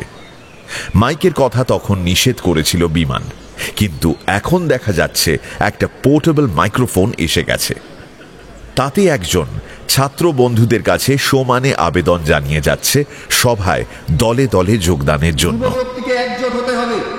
আজকের সমাবেশে সমস্ত যুবশক্তিকে একত্রিত করাই আমাদের উদ্দেশ্য। চাতালের পিছনে লাল কাপড়ে ছাত্র ফেডারেশনের ফেস্তুন টাঙানো। অনিমেষ আর পরমহংস সিঁড়ির কাছে দাঁড়িয়ে ওদের দেখছিল। একটু বাদেই চাতালের পাশে বিমান এসে মাঝখানে দাঁড়ালো। ওর হাতে কিন্তু মাইক নেই। সবাই চুপ করতে ওর গলা শোনা গেল। বন্ধুগণ, আপনারা আমাদের সংগ্রামী অভিনন্দন গ্রহণ করুন। আজকের এই সভার পিছনে কোনো প্রস্তুতি নেই, বিশেষ কারণে আমাদের মিলিত হবার প্রয়োজন হয়েছে। আপনারা জানেন, ছাত্র ফেডারেশন কখনই হিংসায় বিশ্বাসী নয়। আমরা গণতান্ত্রিক উপায়ে দেশ এবং ছাত্র বন্ধুদের কাজ করতে চাই। মিথ্যে কুৎসা এবং ভণ্ডামিকে আমরা ঘৃণা করি, কিন্তু আমাদের ওপর সেই সব জঞ্জাল চাপিয়ে দেবার একটা ষড়যন্ত্র চলছে। আমাদের কমরেডদের দিন রাত প্ররোচিত করা হচ্ছে উত্তেজিত হতে। আমি আবার বন্ধুদের কাছে আবেদন করছি, কোনো অবস্থাতেই আপনারা উত্তেজিত হবেন না। আমাদের বিরুদ্ধে অভিযোগ এসেছে আমরা নাকি ওদের পোস্টার ছিঁড়ে ফেলছি এবং নবাগত বন্ধুরা সেই সব মহামূল্য পোস্টার দর্শনে বঞ্চিত হচ্ছেন। ভালো কথা, কিন্তু কে কখন কি পোস্টার ছিঁড়ছে তার কোনো প্রমাণ ওরা আমাকে দেননি। একটা পোস্টারে যদি 80 ভাগ আমাদের কথা লেখা থাকে, তাহলে সেটা ওদের পোস্টার কি করে হলো? আমি ওদের কাছে সামান্য ভদ্রতা আশা করেছিলাম, কিন্তু উল্টে ওরা আমাকে চোখ রাঙিয়ে গেল। নতুন বন্ধুরা নিশ্চয়ই ভাবছেন আমি কাদের কথা বলছি।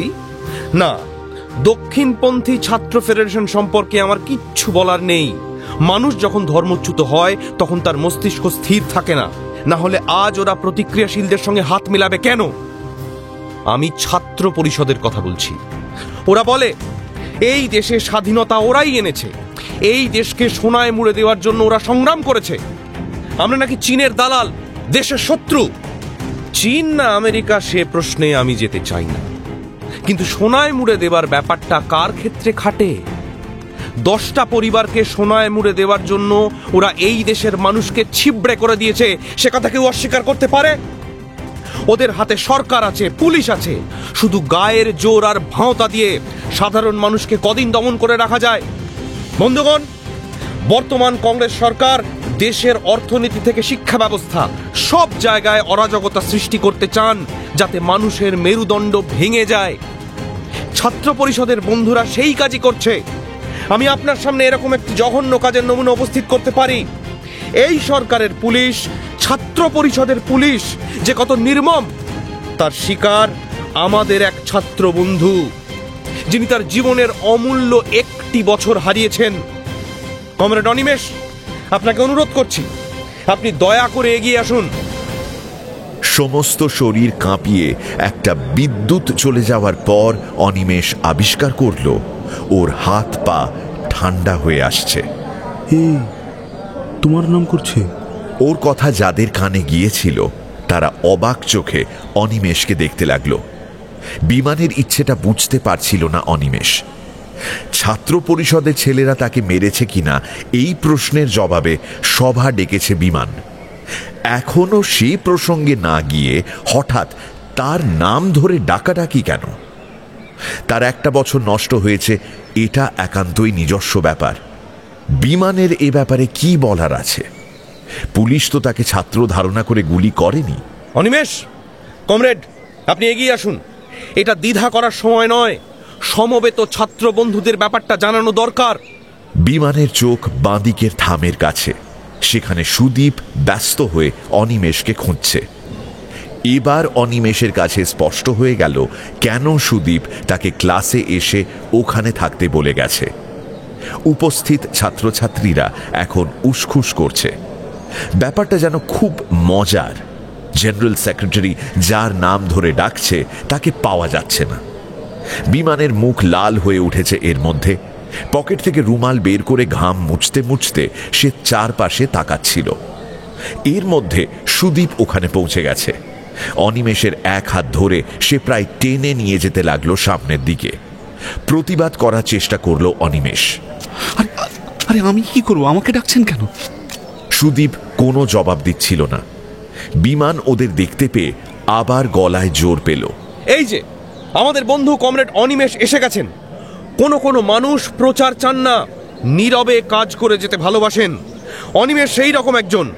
অত্যন্ত লাজুক একটি ছেলে, তাই আমার ডাকে একটু বিব্রত হয়ে পড়েছেন।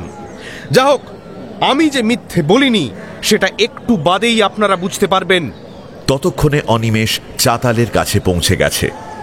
বিমান এগিয়ে এসে ওর হাত ধরে চাতালে তুলে দিল। অনিমেষ এমন নার্ভাস হয়ে গিয়েছিল যে ওর গলা দিয়ে স্বর বের হচ্ছিল না। বিমান চাপা গলায় বলল, ডোন্ট গেট নার্ভাস, এটা খুব ইম্পর্টেন্ট সময় অনিমেষ, এসো।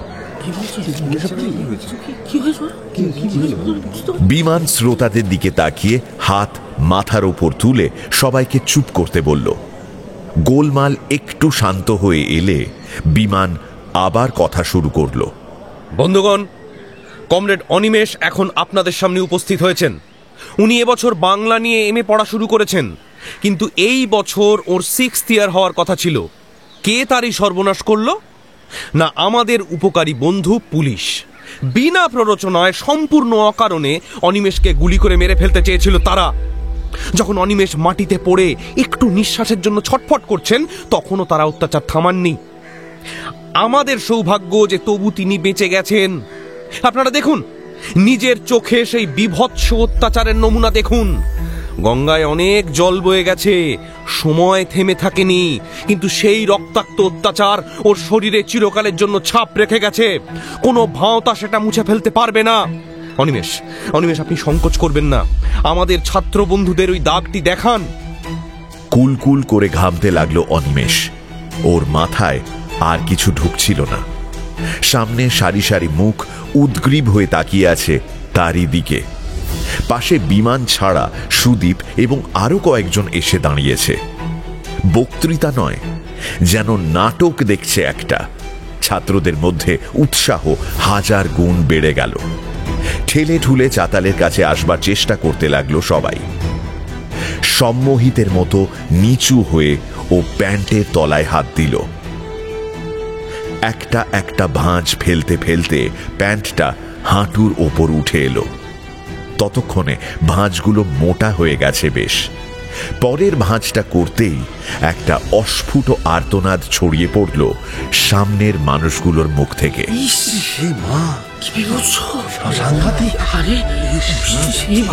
তেলতেলে বিভৎস চামড়াটাকে পর মুহূর্তেই আড়াল করে প্যান্টটাকে নামিয়ে আনলো অনিমেষ।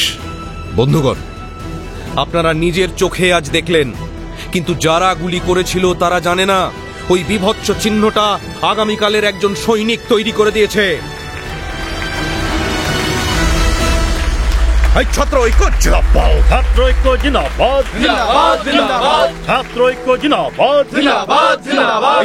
এক ফোঁটা এক ফোঁটা করে রক্ত অনিমেষের শরীরে যেন ফিরে আসছিল। ক্রমশ অন্ধ রাগ এবং তা থেকে জন্ম নেওয়া কান্না ওর দুটো চোখ ঝাপসা করে দিল।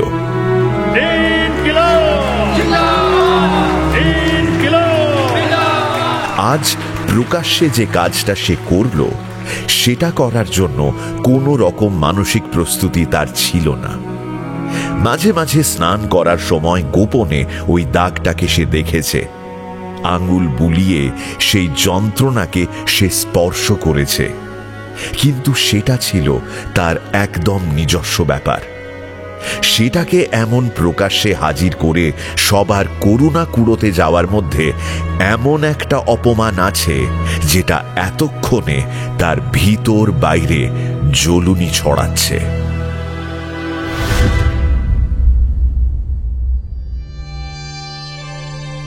এখনকার মতো গপ্পমিরে ঠেকের সময় শেষ। অনিমেষ কিভাবে মানিয়ে নেবে এই রাজনীতির সঙ্গে? মেনে নিতে পারবে কি? সব প্রশ্নের উত্তরের সাথে আগামীকাল আসবো আমি গপ্পমিরে ঠেকের বিশেষ নিবেদন সমরেশ মজুমদারের কালোজয়ী উপন্যাস কালবেলার দ্বিতীয় পর্ব নিয়ে ঠিক রাত 9টায়।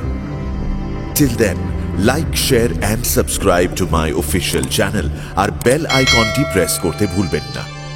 নিজে তো শুনছেন, সঙ্গে বন্ধুদেরও জানান।